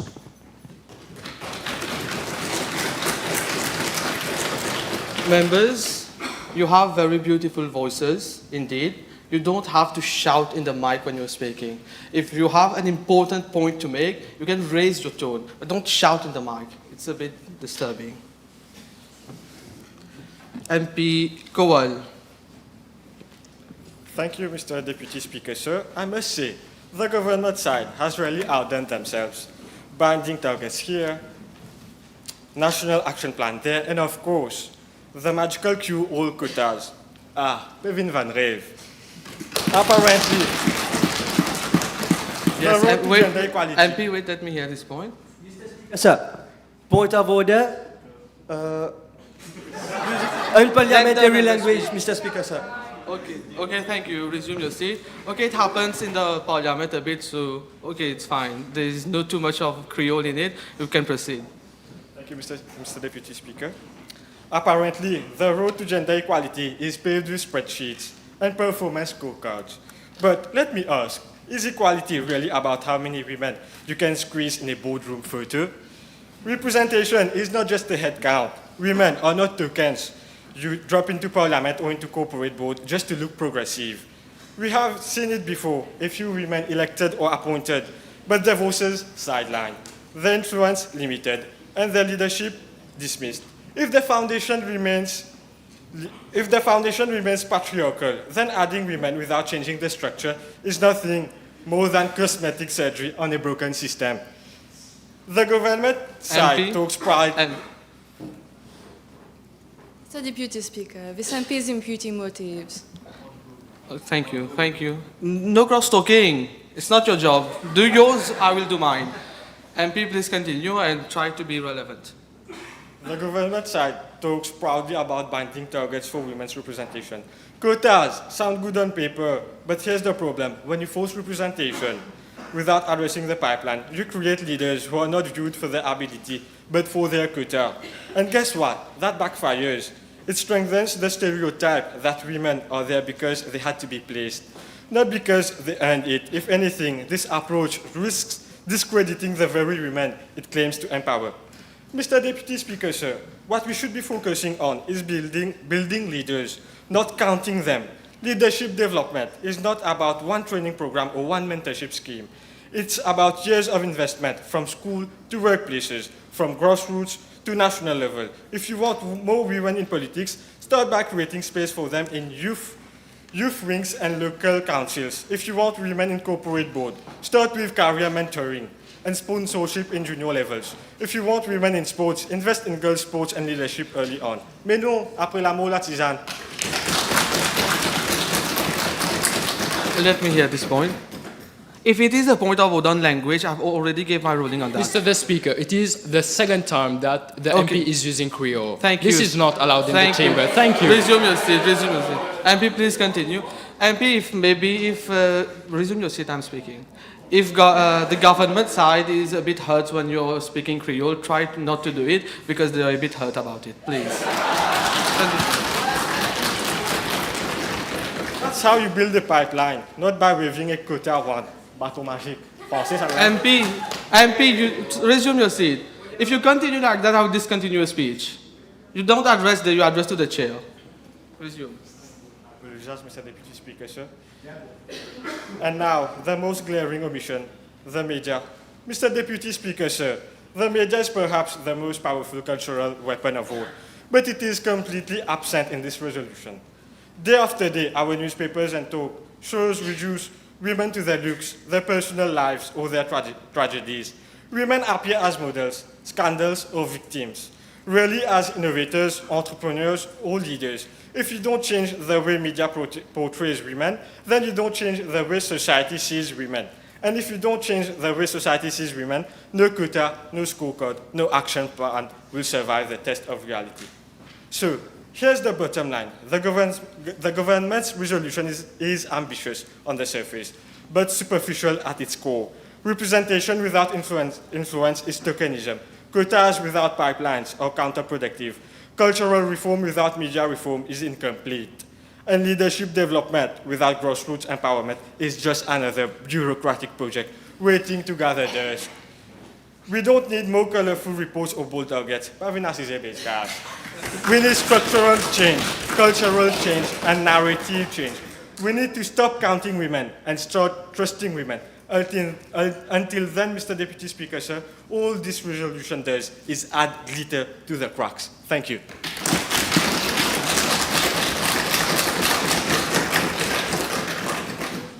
Junior Minister Gaia. I thank you, Mr. Deputy Speaker, sir, for granting me the floor. Mr. Deputy Speaker, sir, I would like to accept the constructive criticism made by the member of the opposition. Junior Minister, you don't need to close to the mic. Let the mic do its work. You just speak. Mr. Deputy Speaker, sir, I would like to accept the constructive criticism made by the member of the opposition, but our decisions are surely not superficial and we are not making any false promises. As a government, we are trying our level best to take concrete action, but it will surely take time because, let's be fair, Rome wasn't built in a day and we can't take action too soon because there need to be a proper scrutinization of policies as well. Mr. Speaker, I rise to inform the House that according to the United Nations statistics, the gender pay gap stands at 20% on a global scale, meaning women workers earn 80% of what men do. For women of color, migrant women, and those with disabilities, women with children, the gap is even greater. My ministry and I are working collaboratively for the introduction of a national equity tracking and reporting system by using data from the Mauritius Revenue Authority and the Research Pay Bureau as well. Therefore, the implementation of such system will ensure pay transparency and accountability that would identify potential pay gaps. Also, by revealing pay information publicly, it empowers employees to advocate for equal pay freely and can hold any employer accountable for any gender-based prejudices regarding their salary. Thus, this fosters a sense of gender equality as well. By maintaining an equal pay system, it can lead to a rise in women participation in the labor force as well.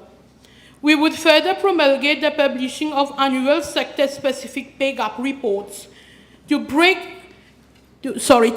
pay disparities more easily. Mr. Deputy Speaker, sir, I would like to elucidate further that with the cooperation of the Ministry of Junior Information... Minister, let me hear this point from the member. Resume your seat. Resume your seat. On point of order 39, she's just reading her speech. There's no actual debate. Thank you, member. Please continue. I would like to elucidate further that with the cooperation of the Ministry of Information Technology, Communication and Innovation, we would like to create a multilingual public portal to register anonymous complaints about pay discrimination, and these initiatives would also encourage non-Mauritian citizens such as immigrants to postulate their complaints as well, if ever they are facing any pay disparity.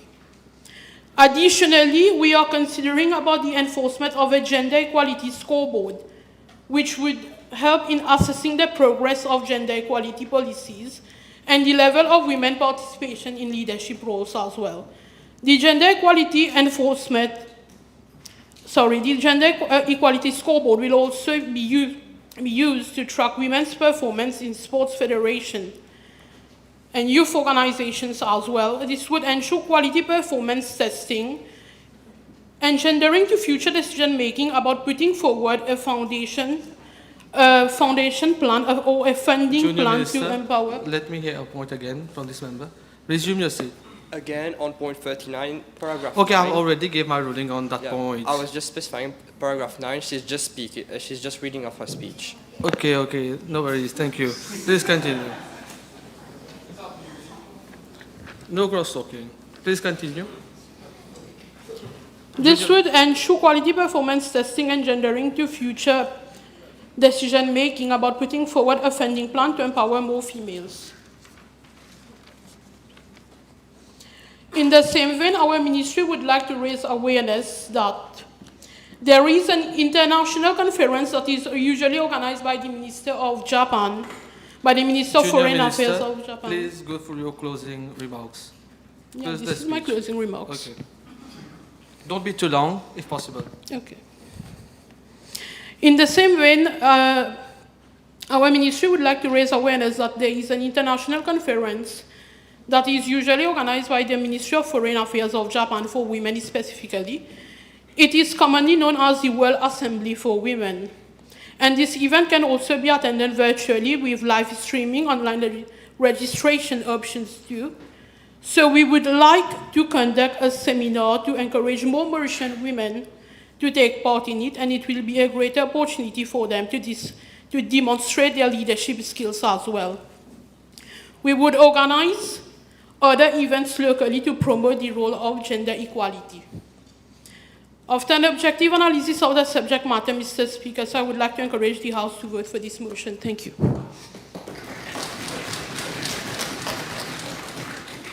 MP Koilas. Thank you, Mr. Deputy Speaker, sir. Mauritius stands at a crucial juncture. On paper, we have the treaties, we have the national gender policies, and we have aligned with SDG 5. Yet in practice, our commitments amount nothing more than hollow promises, token gestures, and insufficient funding that fail to make a difference where it matters most. Let's be clear. Signing treaties without adequate funding is like building an impressive house, but with no foundation. Mauritius has ratified international and continental instruments like Maputo Protocol, the Beijing Declaration, and more. And we've published a national gender policy. The government loves to act like progress is happening, but where's the gender budget? Statements that show us the real spending on equality.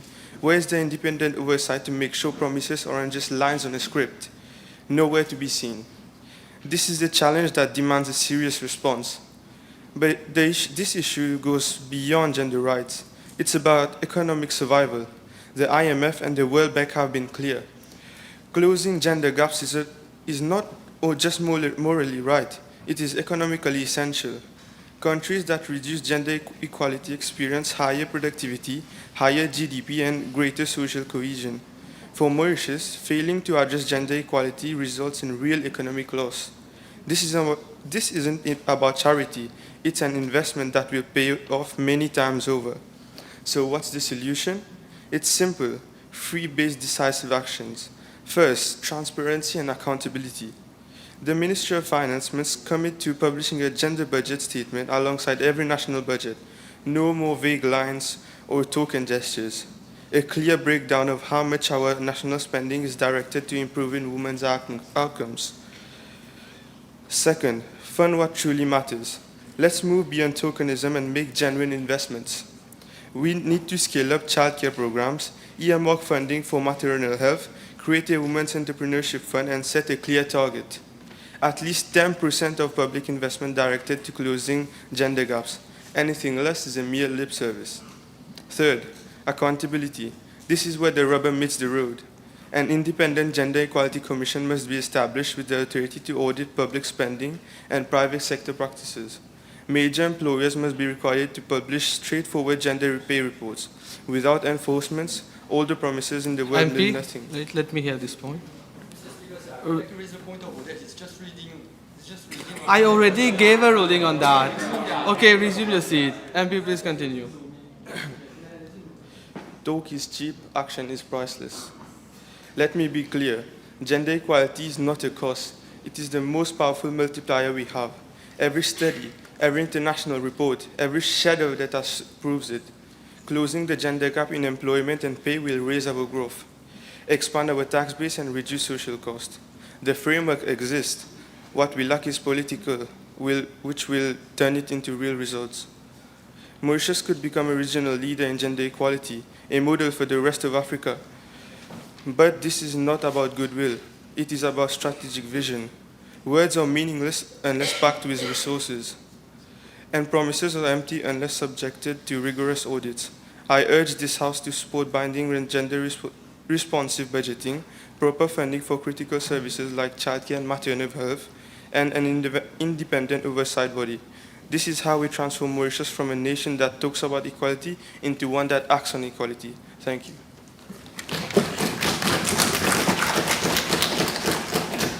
Members, the government maybe seems to be threatened by your gesture you are reading on a paper. Maybe your points are very well explained that you're not afraid, but they all feel threatened. Several times they have raised that point of order. If you could please do some eye contact with the chair. You know, according to the standing orders, you should not read. But I am allowing it because you have prepared for it. So if you could do some eye contact, they can be happy as well.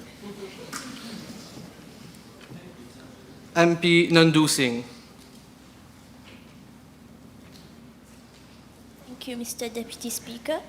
I rise today to support the motion presented by the Minister of Gender Equality and Family Welfare, calling for gender-responsive budgeting, ensuring that at least 10% of public investment directly addresses women's needs in childcare, maternal health, and female entrepreneurship. Mauritius has made progress. According to the Continuous Multipurpose Household Survey 2024, women's employment has grown, yet female unemployment remains higher than men's. Many women still face barriers that limit full economic participation. Our nation cannot truly prosper if women cannot fully contribute to our economy and society. Childcare is a major challenge. Many women leave or reduce work because affordable and reliable childcare is scarce. Let me hear this point. Yes, you have a point. The Deputy Speaker, sir, again, I will make this point of order. Still reading from his paper. Again, you have already given your ruling, but you can see everyone is leaving. Thank you, Mr. Speaker. Okay, thank you. Thank you for raising that point again.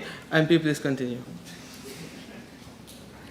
A 2024 ICR facility study supported by the European Union found that lack of childcare is a key barrier preventing women entrepreneurs from growing their businesses. Directing public funds to this area would remove one of the main obstacles holding women back. Maternal health is equally critical. Strengthening prenatal and postnatal care protects mothers and children. The World Health Organization emphasizes that investing in maternal health yields multiple returns, reducing long-term healthcare costs and enabling mothers to fully participate in community life. Female entrepreneurship also needs support. Women face hurdles such as limited access to finance and mentorship. Investing in women-led businesses fosters innovation, creates jobs, and reduces gender disparities. Supporting women in entrepreneurship and family life strengthens both our economy and society. Mr. Speaker, sir, Mr. Deputy Speaker, sir, when women thrive, the nation thrives. Childcare support allows women, mothers, to balance work and family responsibilities. A woman entrepreneur can innovate and employ others. A woman with maternal health access strengthens her family and community. Supporting women is supporting Mauritius. I urge this House to adopt this motion, making our budget a commitment to fairness, inclusion, and sustainable progress. Thank you.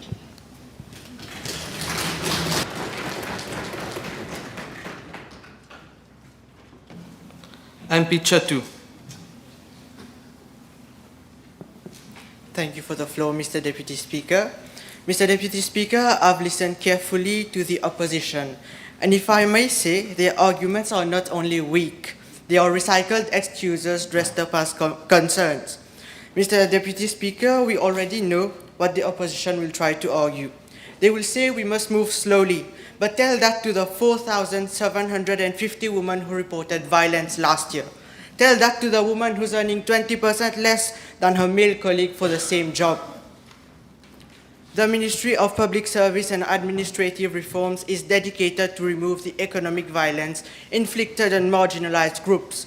The use of gender-sensitive language will subsequently be implemented to foster a sense of inclusivity. And as we say in Creole, zot même chanter, zot même danser. They are both the singer and the dancer. God knows what song they will dance to next. Mr. Deputy Speaker, my colleague, the Minister of Gender Equality and Family Welfare, is deeply committed to break the gendered pattern of domestic violence. That is why we are adopting a survivor-centered approach with confidentiality and proper follow-up. The government's motion sets measurable targets, enforces equal pay, expands protection against violence, and gives women the tools to lead. The government's motion includes women in every way possible. Look at both sides of the House, filled with extraordinary ladies. Look at our DPM. Look at our leader of the opposition. This is real inclusivity.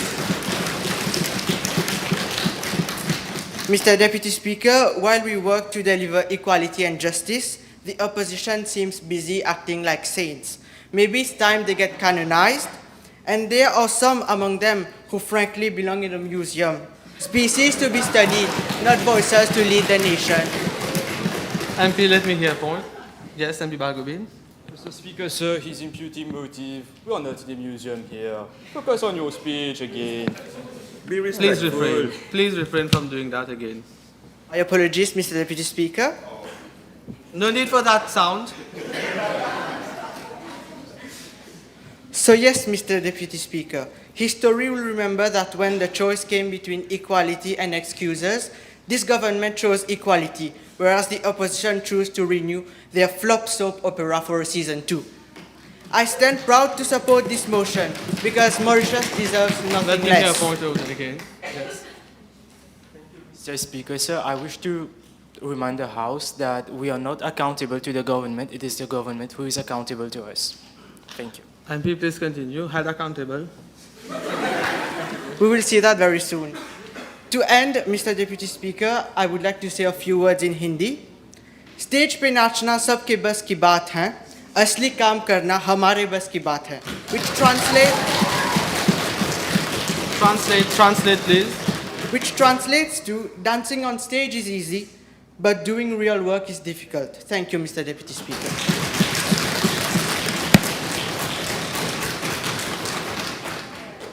MP Sujan. Thank you, Mr. Deputy Speaker, for leaving me the floor. Mr. Deputy Speaker, honourable members, the government's preambulatory clause number 2 relies heavily on international instruments, but it should be noted that those foundations are not legally binding, rather politically binding. The Beijing Platform is a political declaration, and the Maputo Protocol is not ratified by Mauritius. Thus, If we base our national reforms on international instruments that have not been incorporated into Mauritian law, we risk undermining the parliamentary sovereignty of Mauritius. A more effective approach would have been for the government to carefully review and strengthen existing laws and their enforcement, rather than relying on frameworks that do not have binding legal effects. We are only here to bring change and not retaliate with each other. We want actions and life-changing outcomes and not to remain status quo. Mr. Deputy Speaker, sir, the Constitution is the supreme law according to Section 2 of the Constitution of Mauritius. Thus, we urge the government to build on what is binding in our Constitution. If we want a better future for us, the right path is not to build on politically binding instruments. The solution is to use our Constitution as the legal anchor and, where necessary, bring further amendments and enforce statutes that give international principles a legal standing in national law. This way, we strengthen gender equality while upholding parliamentary sovereignty. Mr. Deputy Speaker, sir, the opposition affirms that there are escalating gender disparities. It could be seen that the government looks forward in proposing a new action plan with targets, and I quote from the resolution, measurable targets to reduce the gender pay gap, unquote. However, the Mauritian legal framework already provides for anti-discriminatory measures. Section 3 of the Constitution recognizes and declares that human rights and fundamental freedoms set out within this section have existed, shall continue to exist, and without any discrimination. Section 16, subsection 3 of the Constitution also mandates protection against discrimination, including sex discrimination. Let me hear this point, MP. Thank you, Mr. Speaker, sir. I hesitate to interrupt you, member. Mr. Speaker, sir, the members of the opposite side of the House are cross-talking. It is disturbing the decorum of the House, Mr. Speaker, sir. Thank you. Please refrain from doing that. I've noticed that earlier. I didn't say anything, but now please respect the one who is speaking. There is no need for that. When I give a ruling, there is no need. Please continue. Thank you, Mr. Deputy Speaker, sir. Our main solution to this pertinent issue is that we should work on already established laws and regulations in achieving gender equality. There is no need for implementing measurable targets that are only tabled quotas. It is noteworthy that the government also put forward binding quotas, and I quote from the resolution, raise female labor force participation and significant boost women's presence in sports, governance and leadership roles through binding targets, unquote. On a conclusive note, Mr. Deputy Speaker, sir, setting binding targets might only lead to a token gesture, that is, women feeling positioned to meet numbers, but not real power. All of this just for the sake of procedural formalities. Thank you, Mr. Deputy Speaker. Members, I know some of you want to fresh yourself and go outside, but please don't. Il y a trop beaucoup va-et-vient. Please don't do that. It's like a bit disrespect to the one who is speaking, and it's disturbing a bit. Please. Junior Minister Dayal. Thank you, Mr. Deputy Speaker, sir. Advancing gender equality is the hallmark of a responsible society. It is about whether a girl in school feels strong in her own skin and whether youth have the power to shape the future. Firstly, I strongly support the call to create a dedicated fund for youth-led initiatives that advance gender equality. We are not asking for charity. We are not sending a wish list to Santa Claus. We are demanding investments in solutions designed by us, for us. Because women and girls don't need another international day. We need protection and safety, which can be acquired through funding. Consider Yuva Mauritius, founded in 2015, who has empowered over 360 young women in skills such as robotics and technology, fields where women are sorely underrepresented. These initiatives prove that youth-led action works. But without consistent funding, these projects remain isolated islands of hope, unable to scale, sustain, or reach every community. This dedicated Youth Gender Equality Fund will enable youth organizations to expand and train more leaders. According to statistics, in 2024 alone, 4,750 cases of domestic violence were reported. Behind that number lies silence and pain of the dark figures of unreported cases.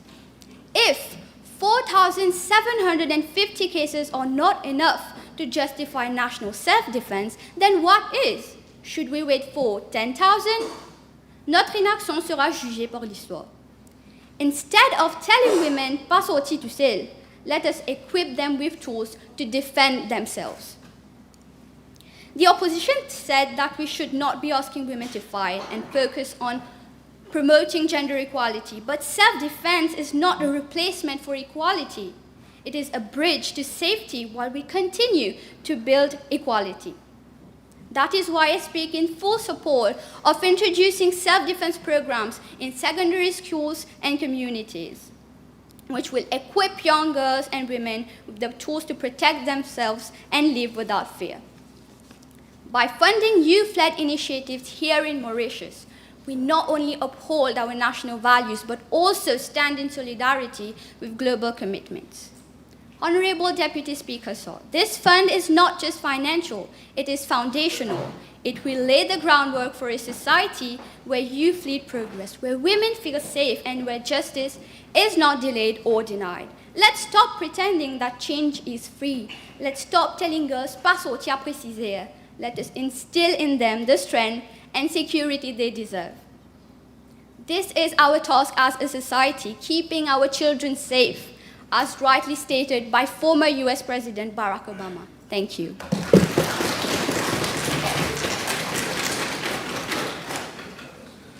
MP Rupchand. Thank you, Mr. Deputy Speaker, sir. The current proposal in the National Gender Equality Action Plan focuses on representation and the gender pay gap, which is crucial but not the whole picture. The plan does not explicitly mention addressing the root causes of these inequalities, like patriarchal norms, limited work-life balance, or the unequal division of labor in the home, which all hinder women's participation. The self-defense programs, while well-intentioned, could be seen as placing the burden of safety on women rather than, yet again, addressing the root causes of violence. Make no mistake, no matter one's strength, no matter how prepared one is, no matter what one wears, no matter what one says, it does not make them any less vulnerable to assault of any kind. The real problem is a culture of violence that has been brewing in our Mauritian society. Moreover, the reliance on anonymized data might be a limitation in the national pay equity tracking and reporting system. Anonymized data, while important for privacy, may not be detailed enough to identify specific patterns of discrimination based on factors like age, ethnicity, or disability, which can exacerbate the gender pay gap. A better option would be to require companies to do the following. Report a pay data broken down by gender, job category, and other relevant demographic information to allow a more nuanced analysis of pay disparities. Secondly, make the reporting system more granular by including data on bonuses, benefits, and promotions, not just salary. Lastly, provide resources and training for employers on how to address any identified disparities proactively, rather than just reporting on them. Mr. Deputy Speaker, sir, the proposal to promote an elongated validity of the protection order is a good start, as the legal process can be extremely slow, meaning that survivors wait for years for their cases to go to trial, which is a major source of re-victimization, emotional distress, and this prolonged uncertainty can also discourage survivors from pursuing justice or even cause them to drop their cases. So I applaud this initiative, but it is not enough, as the focus should be on the entire legal system and the social support system, which have unfortunately continuously failed survivors. Cultural pressures, economic dependence on their abusers, and the fear of social stigma. This widespread feeling in society itself highlights a social failure that places the burden of silence on the survivor. While laws against domestic and sexual violence exist, their enforcement is often inconsistent. Reports indicate that police and the judicial system do not always effectively enforce protection orders, leaving survivors at continued risk. Police record keeping may also fail to link assault cases to domestic violence, making it more difficult to track and address the root issue. Furthermore, the focus of the government's resolution is on women and children, rightfully so. But this can leave other survivors, such as LGBTQ+ individuals, feeling excluded or that their experiences are not valid. The mainstream system has yet to adequately address... A bit far from the mic, please. So I apologize. To adequately address the unique challenges faced by these groups, including homophobia and discrimination. Therefore, I wish to highlight the importance of intersectionality in the fight for our common cause. Pour conclure, Monsieur le Vice-président, si cette résolution ne fait qu'aborder les problèmes du patriarcat en surface, au lieu de les éradiquer de la société mauricienne, c'est une insulte à tous les Mauriciens qui veulent, qui exigent et qui réclament un véritable changement. De l'émergence de la première civilisation en Mésopotamie, et même maintenant, aujourd'hui, le 22 août 2025, nous vivons toujours dans une société patriarcale, malgré les efforts de tous ceux qui m'ont précédé. C'est aberrant. Je parle pour non seulement l'opposition, mais pour tous les Mauriciens quand je dis que nous voulons une réforme systématique plus efficace. Merci.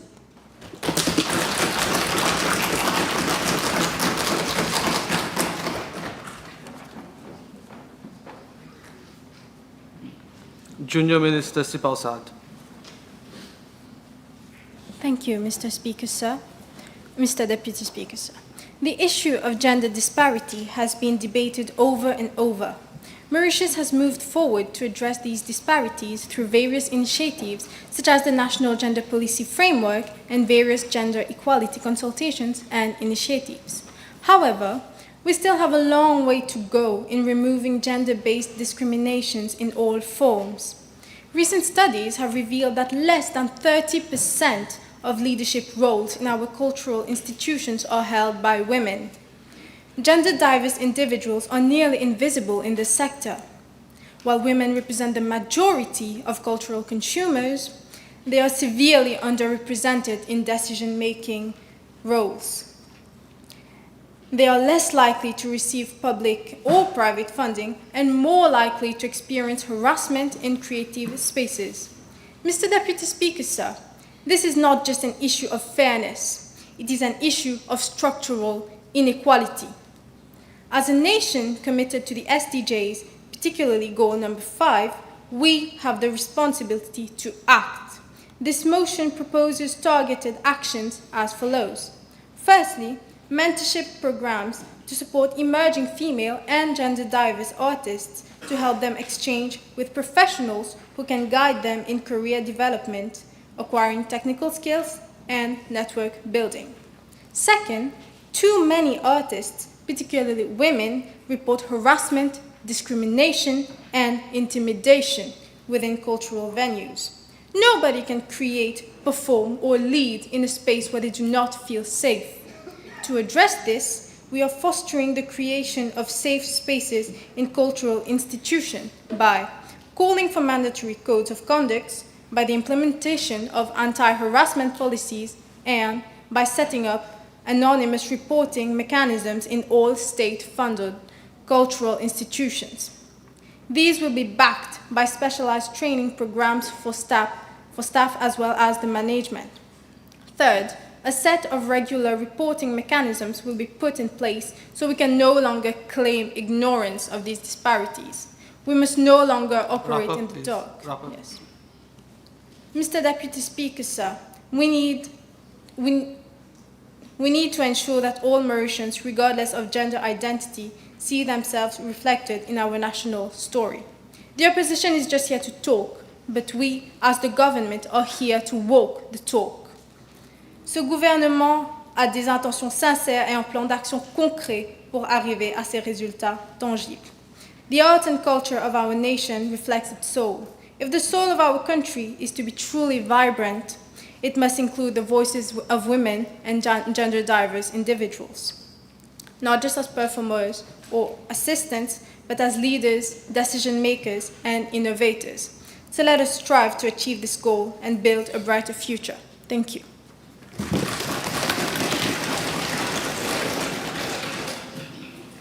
MP Subarayan. Thank you for giving me the floor, Mr. Speaker, sir. 26 août 2025, just 4 days from now, the world will celebrate Women's Equality Day. Forgive me, Mr. Deputy Speaker, sir, but I can't celebrate, nor this side of the House, knowing that these are the resolutions ChatGPT has come up with. Oh, sorry. My bad. I meant the government Let has me come hear up this with. point of order from this member. Make such an allegation. She can't just stay my bad. She needs to withdraw her word. Please withdraw that word. I withdraw it. It was a mistake. There is no need for that. I've given a ruling. You've said you want her to withdraw. I've done that for you, then you upload. There's no need for that. Please continue. I apologize. I said it was a slip up. Gender equality matter. It is pivotal. It is a thin line that shapes a country to be great or just mediocre, something the government is quite comfortable with. Let me hear this point. Mr. Deputy Speaker, she's imputing motives. Please refrain from doing that. Of course. I withdraw it. It's fine. Continue. Don't tell me what I have to do from this side of the house, please. Okay, please continue your speech. Close one. The government wants to reduce gender pay gap. Wonderful! But nowhere do they implement an equal pay certification or confirmation that actually monitor companies. Let us be real. Without it, this big action plan will just collect dust somewhere. About addressing the motherhood penalty with fair promotions. Let me tell you, Mr. Speaker, sir, these words look good only on paper. In reality, it is an absolute mess.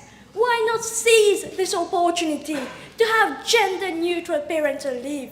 This will encourage balanced childcare responsibilities. But no, why the government think of such innovative solutions, which work, by the way? This clearly went over their heads, if they have one now. MP, please refrain from doing that. Okay? MP Dayan. And let me hear you have a point of order. I've already gave a ruling on this one, okay? Mr. Speaker, this is highly provocative. We are not out of our head here. Okay, thank you. They have head. Please don't do that, okay? Continue. MP Dayan stated about introducing self-defense in schools. Big words, Mr. Deputy Speaker, sir. Do they really think Krav Maga is the solution? What a joke. Don't they know women biologically have less muscle Let mass me than hear men? Junior Minister. Resume your seat. Yes. Don't do that sound again, okay? Yes. Mr. Deputy Speaker, sir. I've said don't do that sound again, you keep on doing it. That's personal attack. Okay, please refrain from doing that. You have very great oratory skills. Use it wisely. Thank you. No cross-talking, please. Order, please. No need for that. Continue. To reduce rape cases, We need better CCTV cameras, better lighting at night, and safer public transport. Their little stand-up comedy about self-defense. It only shifts the burden of violence prevention on women instead of men. How more ignorant and sexist can one be? Creating more survivor centers, c'est du déjà vu, Monsieur le Vice-Président.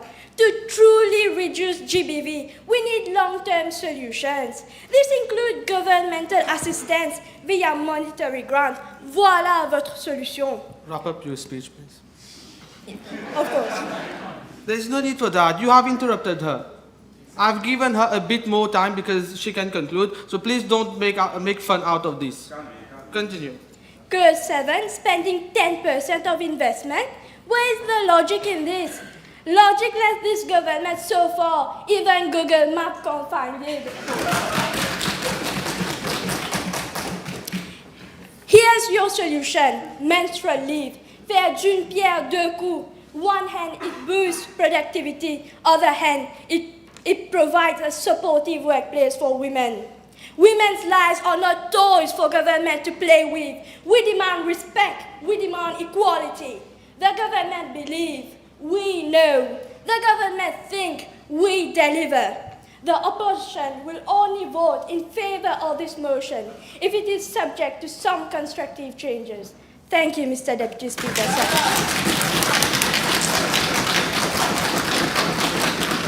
Members, it was an honor serving you as Deputy Speaker for this National Youth Parliament. And if in case my rulings was a bit unfair towards you, if you seem it has been unfair, it is unintentional. My apologies for that. And now the Speaker will resume the chair.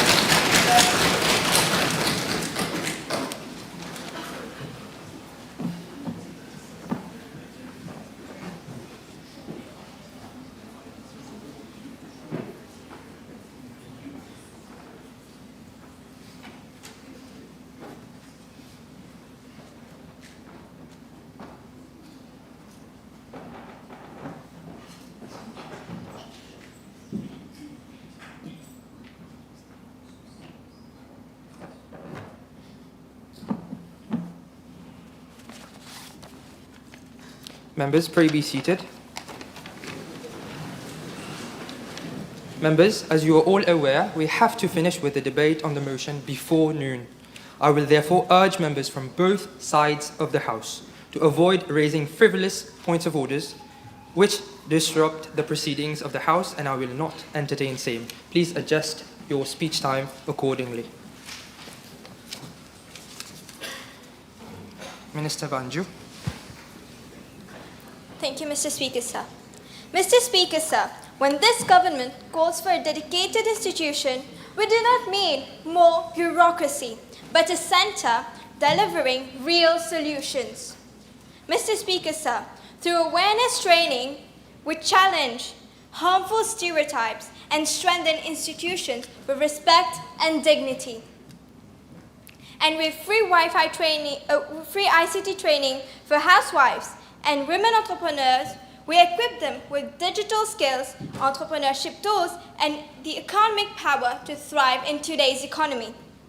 Yes, there are already NGOs working tirelessly to raise awareness and provide training. Their contribution is commendable. But let us be frank, their effort remains scattered and limited in scope. What this government proposes is not duplication, but a coordinated and structured approach that maximizes resources, ensures transparency, and reaches every community. And Mr. Speaker, sir, I know the opposition will be quick to say, but this clause is only for women. What about the men? What kind of equality is this? Allow me to answer, Mr. Speaker, sir. Our Minister of Gender Equality is himself a man. What can be a bolder statement than that? This government aims for equality. Yes, but more importantly, we aim for equity. Equality gives everyone the same, but equity gives everyone what they need to succeed. This is why awareness workshops and ICT training targeted at women are not acts of expulsion, but of justice. Empowering Minister, women, please proceed with your conclusion. empowering women strengthen families, communities, and ultimately the entire nation. So, Mr. Speaker, sir, if we know women face the greatest barriers, if we know empowerment drives growth and prosperity, should we hesitate? Or should we act boldly as this resolution proposes? This government stands united. We choose not just equality, but true equity. We choose a Mauritius where women and men rise together, building a nation that is fair, strong, and inclusive for all. I thank you, Mr. Speaker, sir. Chief Whip MP Rock. Thank you, Mr. Speaker, sir. Mr. Speaker, sir, I rise today not just to support this motion, but to stand for a vision, a Mauritius where gender equality is not a distant ideal, but a lived reality for every citizen. This is a moral imperative. When we speak of statistics, we risk forgetting the people behind them. I want you to see them, our mothers, daughters, and sisters. The brilliance, the dedication, the dreams that they live within them deserve nothing less than an equal opportunity and equal recognition. Despite strong laws like the Worker Rights Act 2019, which mandates equal pay, and women in Mauritius still earn 20% less than men. And I would like to highlight a quote from yesterday's session that I think you are going to have it in the previous session. It says, the work industry empowered by men. This government will not tolerate such injustice. We are committed to strengthening enforcement with confidential reporting system and strict penalties. Equality must not just be a promise, it must be enforced. We must also break the chain of motherhood penalty. We need to choose to nurture a family. Chief Whip, please come Yes. to your conclusion. Okay, thank you. Mr. Speaker, sir, gender equality is a human right, but also it is a greatest national strength. I call on every individual here to stand with us and pass this vital motion. Let us build a Mauritius where everyone, regardless of gender, can shine with equal resilience. Let us not just vote today to pass a law, but to write the next chapter of our nation's story, a story of true equality. Thank you. MP Seaburn. Thank you, Mr. Speaker, sir. Mr. Speaker, sir, while we fully affirm the importance of gender equality, we must examine the motion's alignment with national priorities. The ideas must be realistic, but unfortunately, this motion falls short. The motion calls for gender-responsive budgeting, but where will this funding come from? Has the minister consulted with the Minister of Finance? By default, they will say, la caisse vide, but what you are doing to make the la caisse remplie? So far, I heard someone say that the opposition makes plans, but does not act where we do not see relevant resolutions from the government, just unrealistic plans. Moreover, the motion proposes new institutions. But really? Another institution again? MP, Why not? please tone down with the sarcasm. Come with your point. Sorry, Mr. Speaker, sir. Why not focusing to strengthen the existing one instead? More institutions do not mean more impact. They often mean more confusion. The minister should cater for these issues instead of proposing unrealistic ideas. If the minister is unable to provide a better resolution, maybe he should reconsider his position and let someone who can actually provide a better plan to work on the matter, because this motion is a failure in the name of progress. In addition, the motion promises annual reporting and reviews, but who will take the accountability? And what happens if the targets are missed? The proposed scorecard that they suggested as well lacks enforcement clarity. Mr. Speaker, sir, without action, these reforms are just fancy words. Gender equality must not be a list of disconnected reforms. We need solutions for the issues. Youth deserve better. Mauritians deserve better. Mr. Speaker, sir, we are not here to support motions with unrealistic plans, which is sexist in nature. We demand real change. MP, please come to your conclusion. Victims of gender-based violence wait months for protection and suffer legal delays. What costs lives? Is it that a bandage on gaping wound, Mr. Speaker, sir? Think about it yourself. Such a sexist motion in the temple of democracy. This is not inclusion. This is manipulation, Mr. Speaker, sir. We MP, reject this motion. Please refrain from putting a question to the chair. I apologize, Mr. Speaker, sir.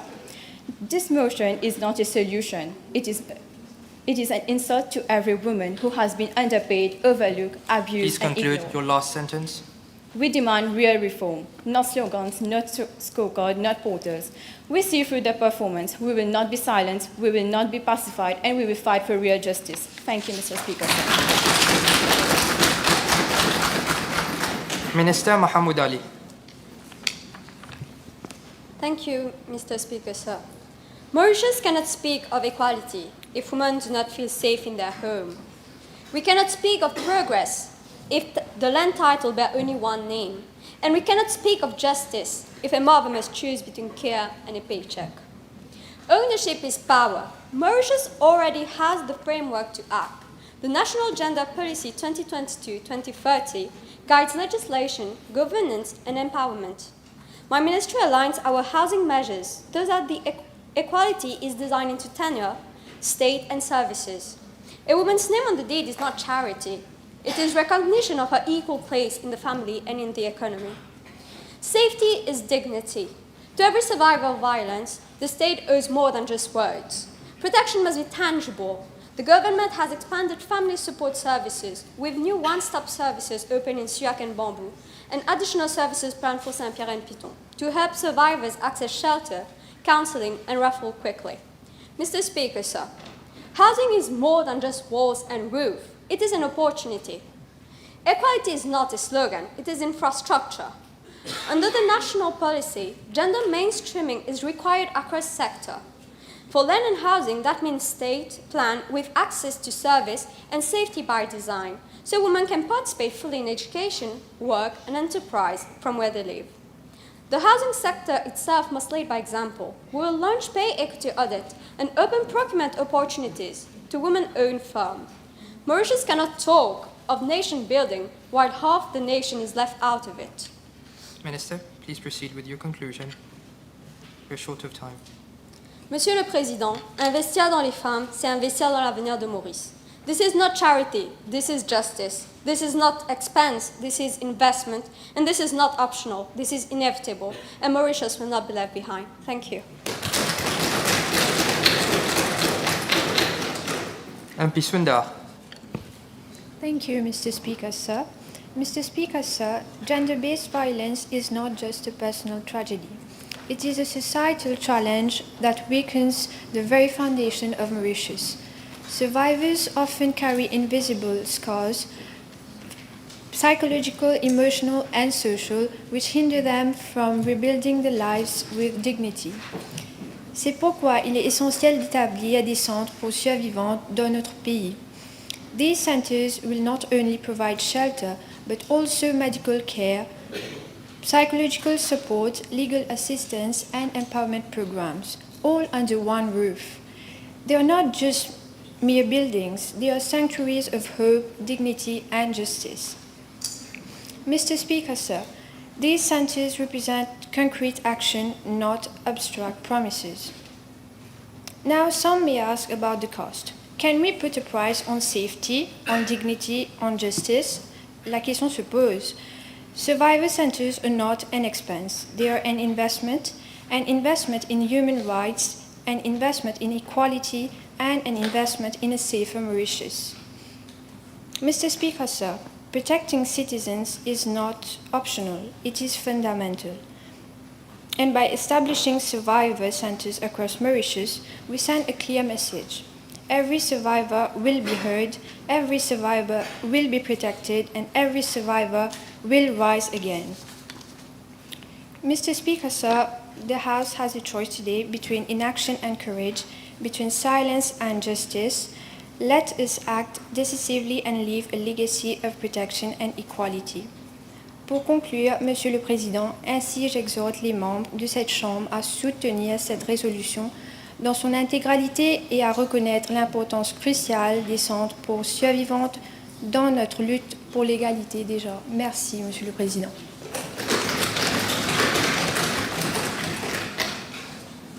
Deputy Prime Minister, Minister of Finance. Thank you, Mr. Speaker, sir. I have listened carefully to the speeches of the members opposite. They tell us laws already exist. Yes, Mr. Speaker, the Equal Opportunities Act exists. The Workers' Rights Act exists. The Protection from Domestic Violence Act exists. Wonderful pieces of legislation. But if the opposition believes that existence on paper equals justice in reality, then perhaps they should go and explain that to the 4,750 women who reported domestic violence last year. Or maybe explain to the women still earning less than their male colleagues. And their attack on quotas and scorecards. Tokenism, they say?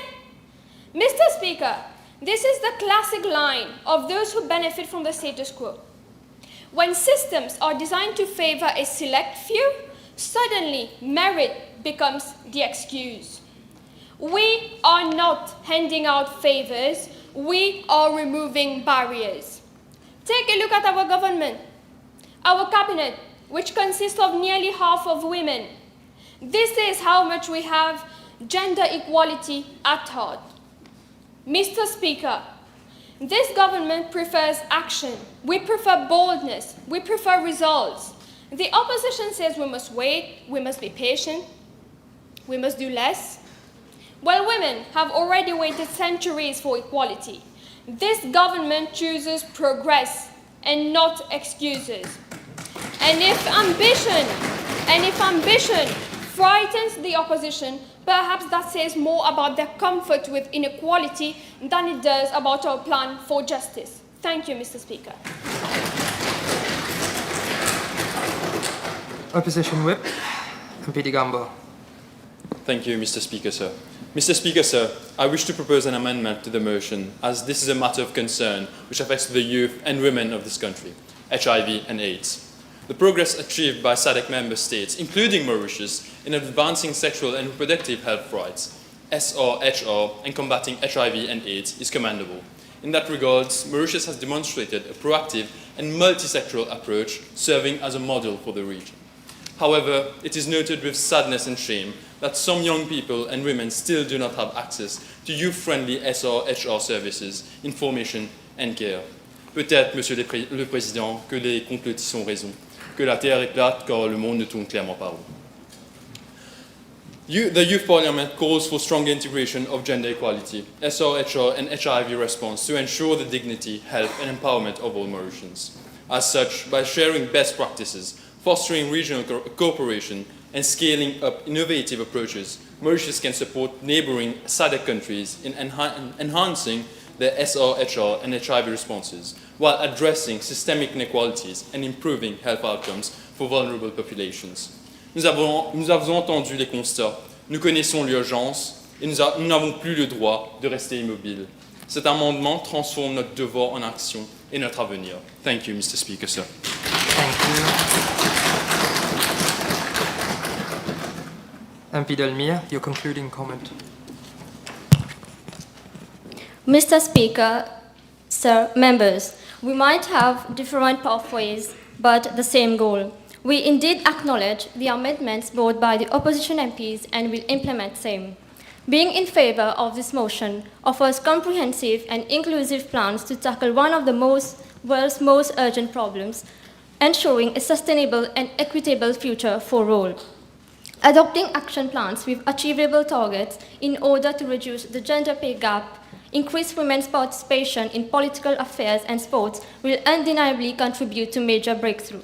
In addition to strengthening laws and policies, a survivor-centered approach must be established.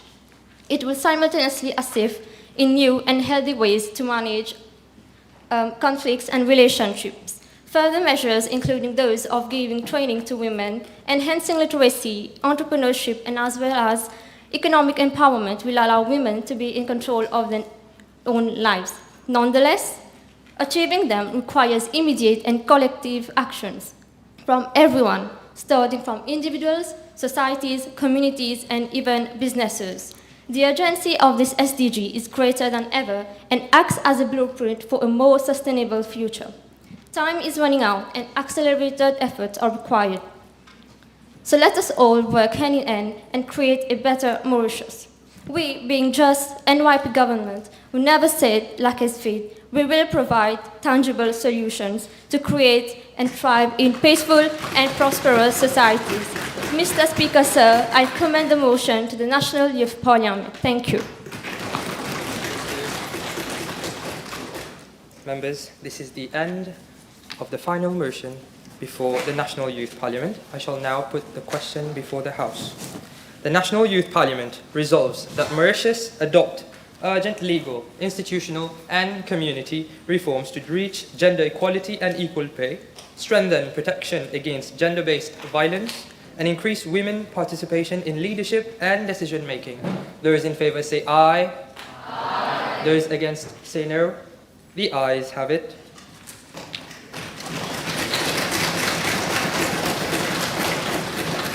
Prime Minister. Mr. Speaker, sir, I beg to move that the National Youth Parliament do now adjourn to a place, date and time to be fixed by the Speaker of the National Assembly. I second the motion. Thank you, Deputy Prime Minister. Members, the question is that the National Youth Parliament be adjourned to a date, place and time to be fixed by the Speaker of the National Assembly. Those in favour say aye. Aye. Those against say no. The ayes have it. The National Youth Parliament stands adjourned. Thank you.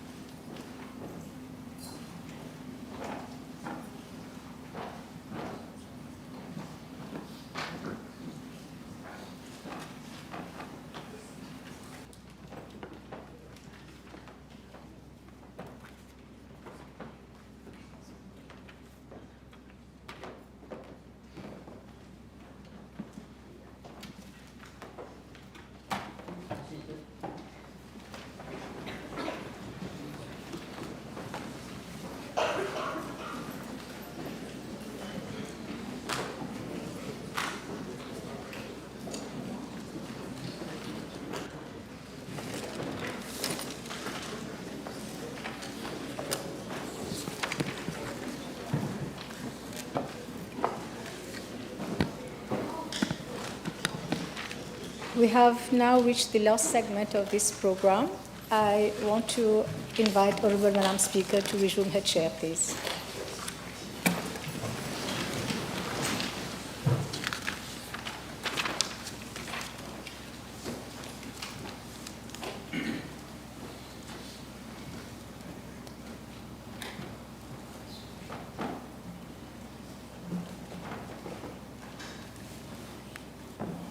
You may all be seated.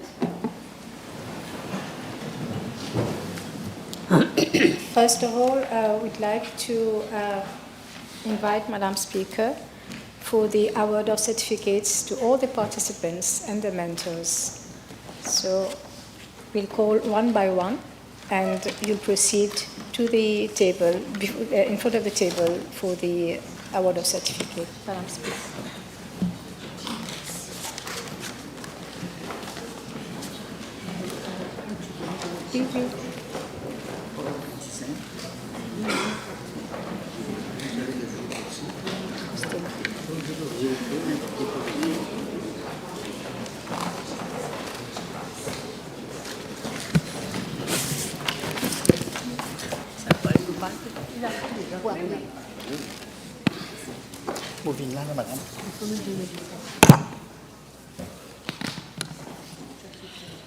Oui, c'est bon.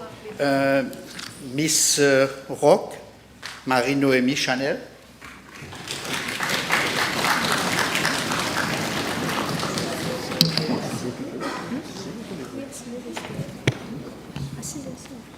Mr. Budesi Sharma.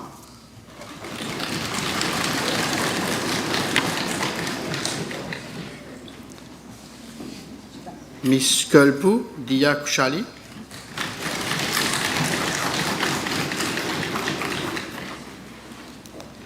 Our Deputy Speaker, Mr. Mohamed Sawan Alfa.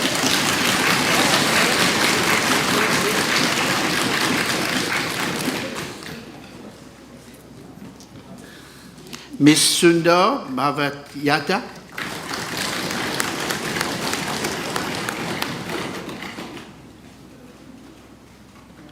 Miss La Rose, our representative from Rodrigues.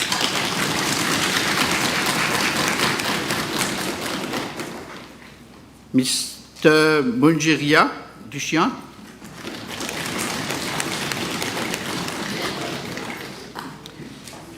Miss Nandu Singh.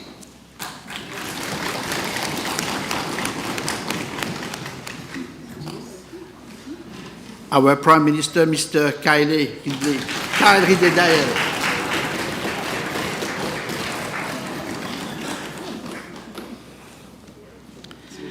Our Deputy Prime Minister, Ms. Yakshini Mantougwa.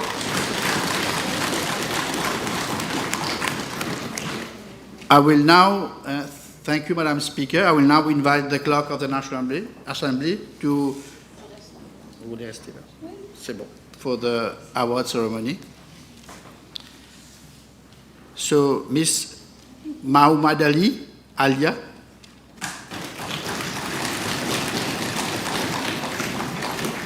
Miss Banju Devi.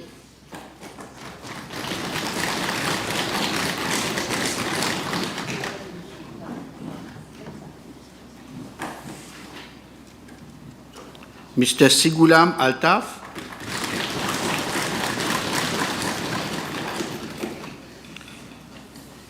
Mr. Lal Singh Yash Divyesh Rao.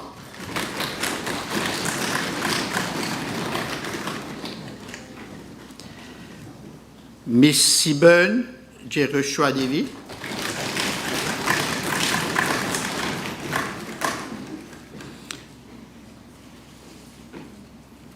Mr. Siba Kumar.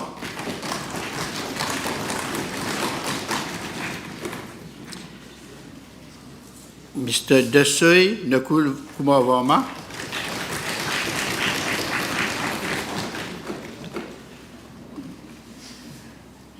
Mr. Sean Lee Hing Yuan.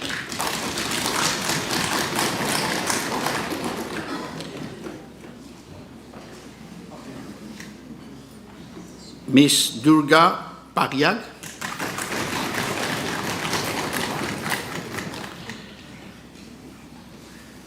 Miss Marie-Fanny Zamir.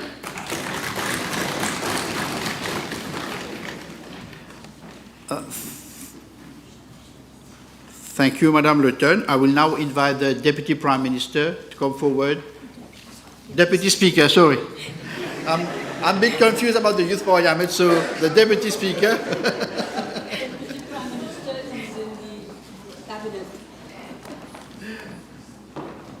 Probably this is a sign for the future. So.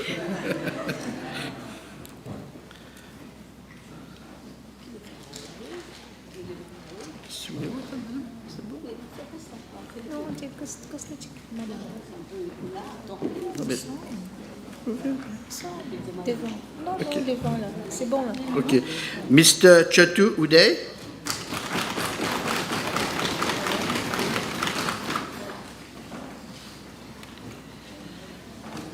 Miss Raghunandan Desiana.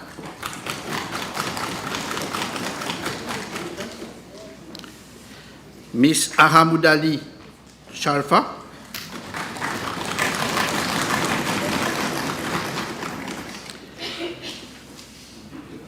Mr. Kodir, our Junior Minister, Mohamed Ryan.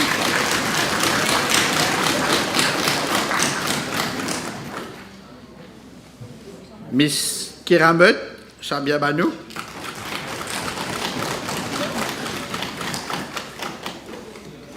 Miss Gobin Tanushree.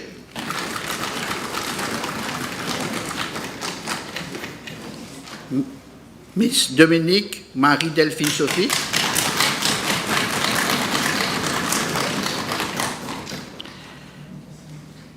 Miss Seuraj Hanshika.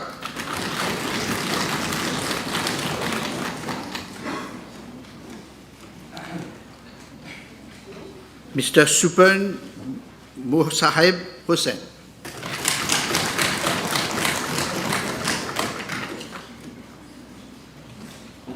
Miss Kamlogan Siksha.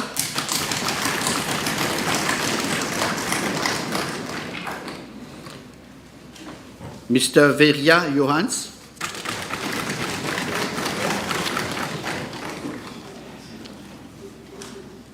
Thank you, Deputy Speaker. I will now invite Honorable Chief Government Whip, Ms. Antil, for the award ceremony. Thank you.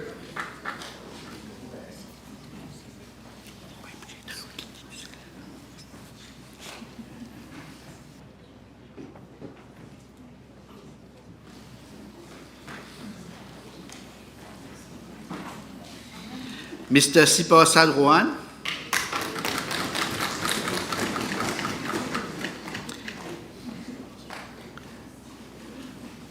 Mr. Kulpoo Johans.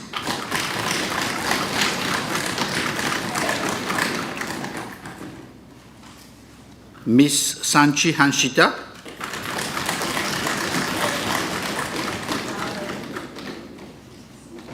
Miss Maidin Khan Alisha Ahdia.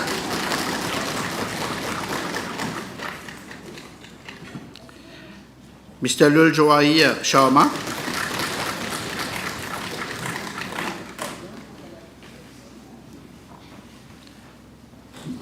Mr. Nanku Mahavir Gosai.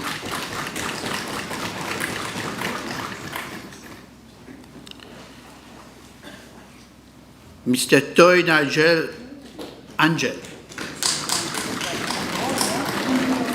Toi, Mr. Toi. Ok, toi. Ok, sorry for that.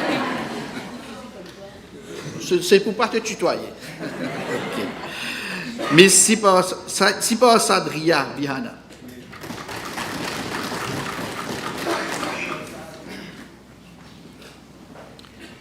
Miss Mangura Lakshika.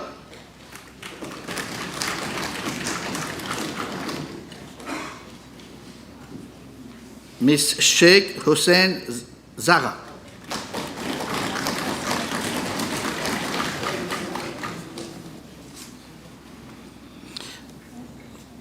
Okay, Miss Gaya Chudamani Devi. Sorry for that.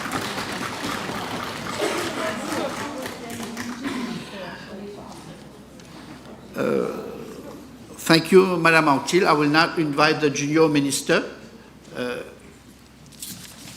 to come forward for the certificate.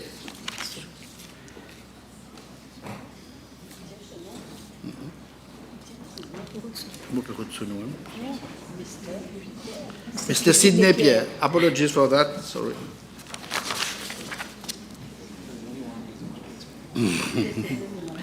Miss Dayal Kouché.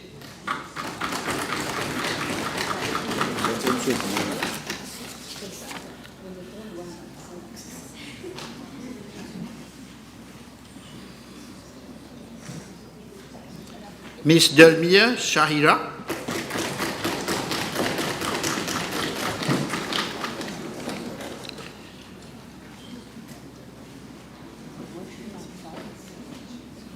Mr. Balgobin Rahul. A lot of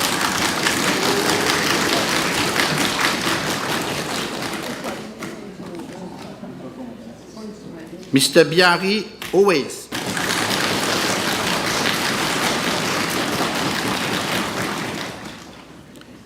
Miss Siben Sanjana.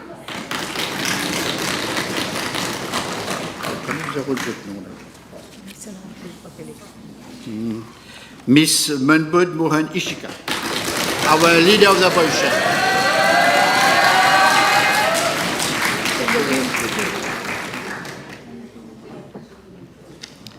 It's our leader of the opposition, a great leader of the opposition. Miss Subarayan Pulbashi. A very good speech from her. Mr. Kowal Koshal.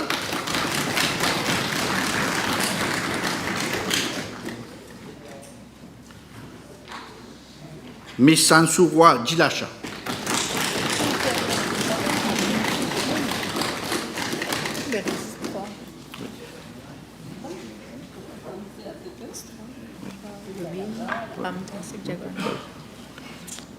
Thank you, Junior Minister. Now I will call Honorable Lobin to come forward for the award of certificate. Thank you. No.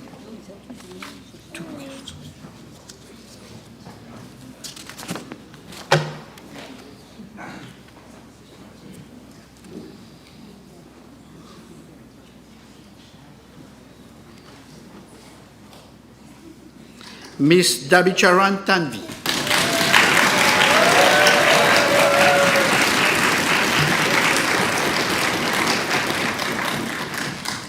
Mr. Dinu Kritin.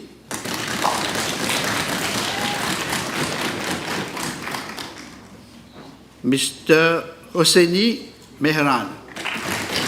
A lot of point of orders from him.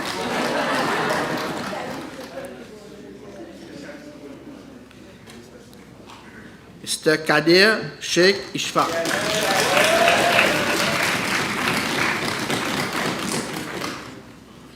Ms. Tilak Samia.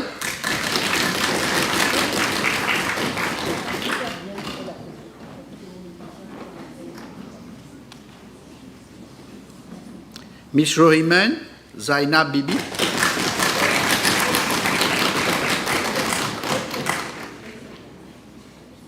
Mr. Seuraj Danraj Singh.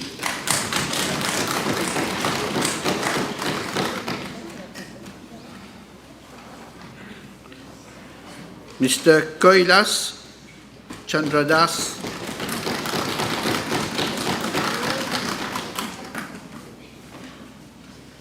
Ms. Rupan Nirali.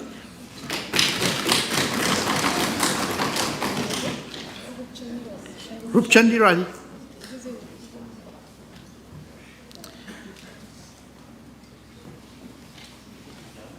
Thank you, Honorable Lobin, for your presence. I will now invite Honorable Jagannath to come for the award of certificate, please.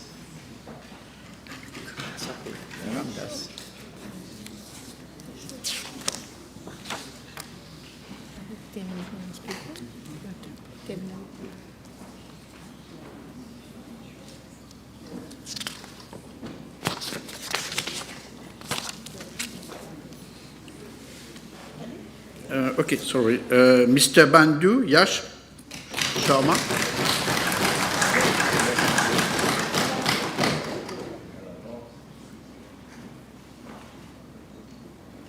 Mr. Lakshman Krishraj.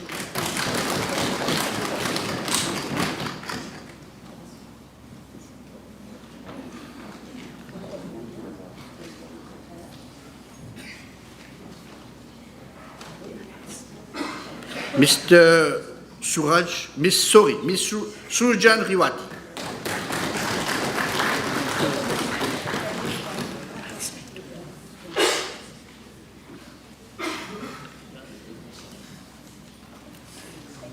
Mr. Yong Pak Kian.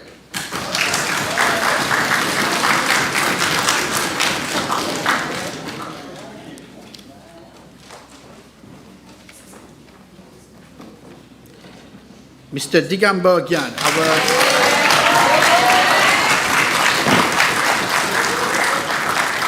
Very good opposition whip.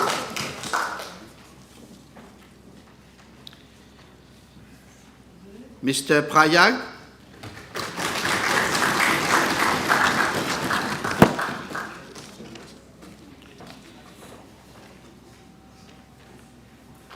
Mr. Mudali Krishnasai.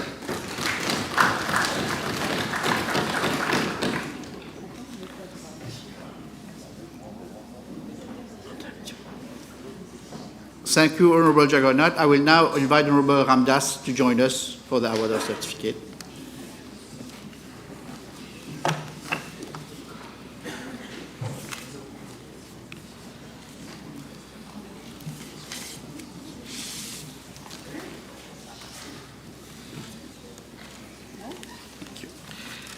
Mr. Lachman Yogesh.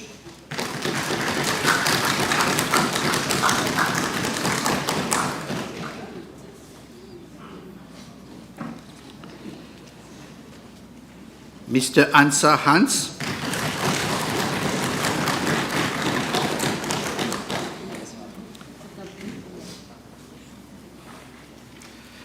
Mr. Raghu Yuan.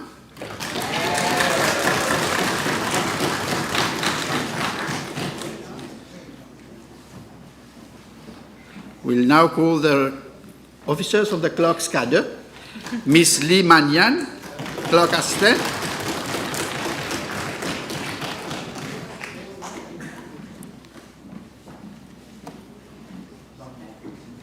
Mr. Ganesh Nikhil.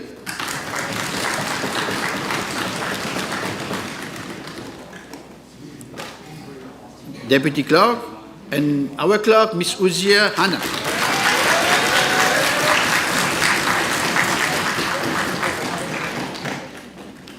And our dedicated secretary, Ms. Anua Marie.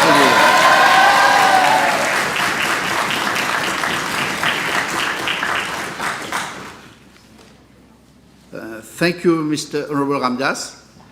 So I will now invite our Speaker of the National Youth Parliament, Mr. Ashik Mohamed Uzair.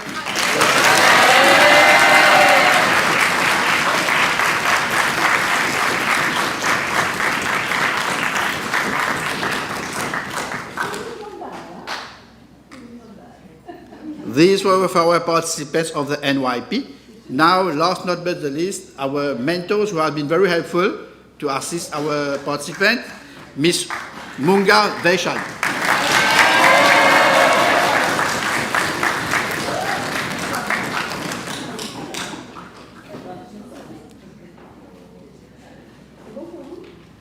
Mr. Suklal Mohamed Anas.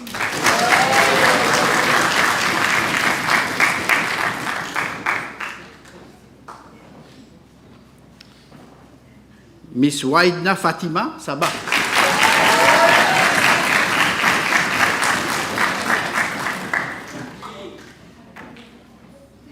Mr. Askern Aryan.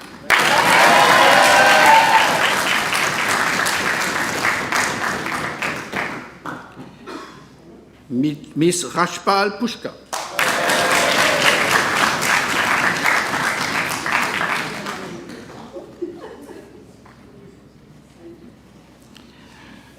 Our Prime Minister of the former NYP, Ms. Debedin, Mr. Debedin Hatch. Our former Speaker of the NYP, Mr. Debi Gohan.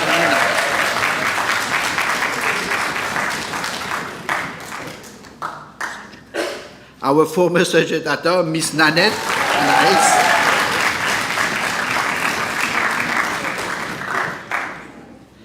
And lastly, Mr. Molu Dixon.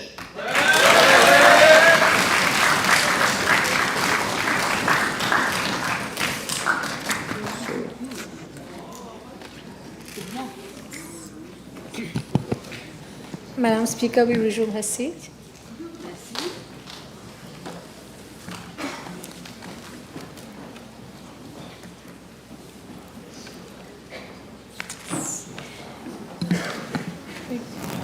May I invite Mr. Carl Ridley Dayal for the vote of thanks. Madam Speaker, as we conclude this sitting, I rise to extend our heartfelt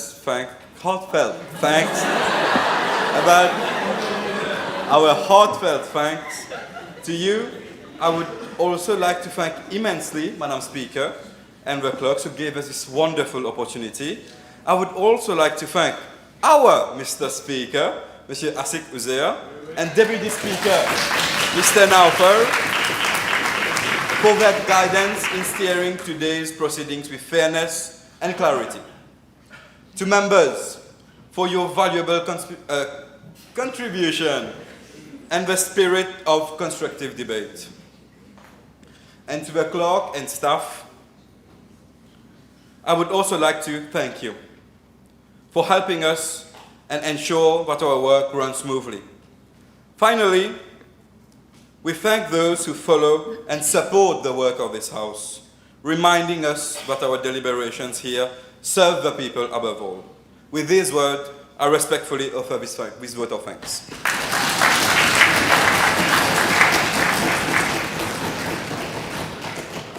I now invite Ms. Ishika Manbud Mohan for her vote of thanks, please. Thank you. Madam Speaker, as we come to the close of today's sitting of the National Youth Assembly, it is both an honor and a privilege for me to deliver the vote of thanks. First and foremost, I would like to extend my deepest gratitude to the government of Mauritius for giving us, the young people of this nation, the opportunity to participate in such a meaningful exercise of democracy. To our Speaker, Deputy Speaker, members of government and members of the opposition here today, thank you for engaging with such passion, respect and commitment. Furthermore, a very special thanks goes to the clerks of the Assembly and the entire Secretariat team, whose hard work behind the scenes ensures the smooth functioning of these proceedings. We also owe a debt of gratitude to our mentors for their time and effort. Their guidance has inspired us to carry forward the values of leadership, responsibility, and service. Finally, I would like to thank each and every member of this Assembly. It is through their dedication that this National Youth Parliament has been a success. Together, we have shown that the youth are not just leaders of tomorrow, but active participants in shaping the present. On behalf of all participants, I once again thank everyone who has made this National Youth Parliament possible. May the spirit of dialogue and collaboration we have shared here continue to guide us beyond the chamber. Thank you.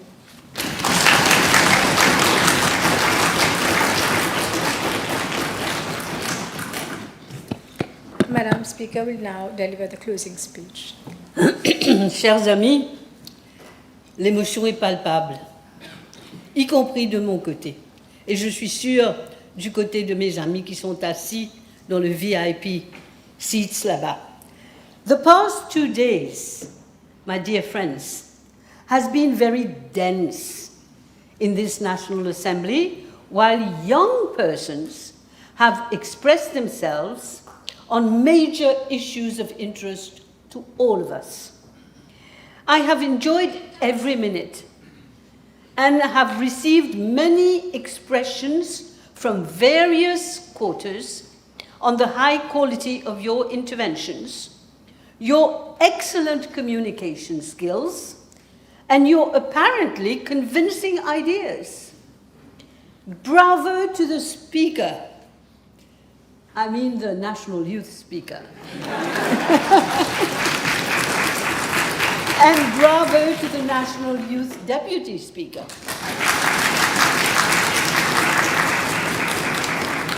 You have both been as sweet as I am. Indeed, MPs and ministers present were obviously very impressed, and they are most probably going to find time to watch the debates which they have missed, because they couldn't be with you all the time. Even I watched last night. As we promised you, we will be sharing your resolutions and other specific debates to members of the executive and MPs. Now you have a certificate which testifies to your participation in this 4th edition of the National Youth Parliament. I reiterate my congratulations to you, each one of you, and I promise you that we will be thinking on how we will be able to keep in contact with you, as has been done with some of those who have acted as mentors for this edition, but we can go far more. We can do far more than that. We can all try, and I invite you to think, we can all try and find new ways of not losing all this energy and all the time that you've spent here. We don't want to lose it. We want to keep building on it as much as we can, because we believe in you. So goodbye, but not adieu.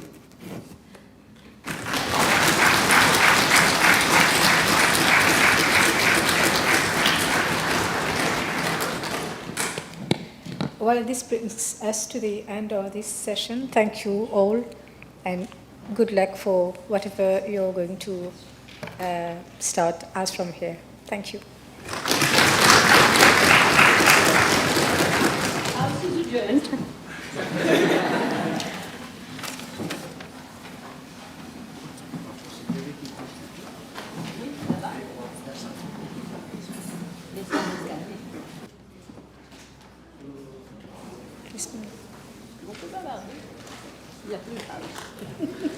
Ils attendent que vous. Ils attendent que je parle.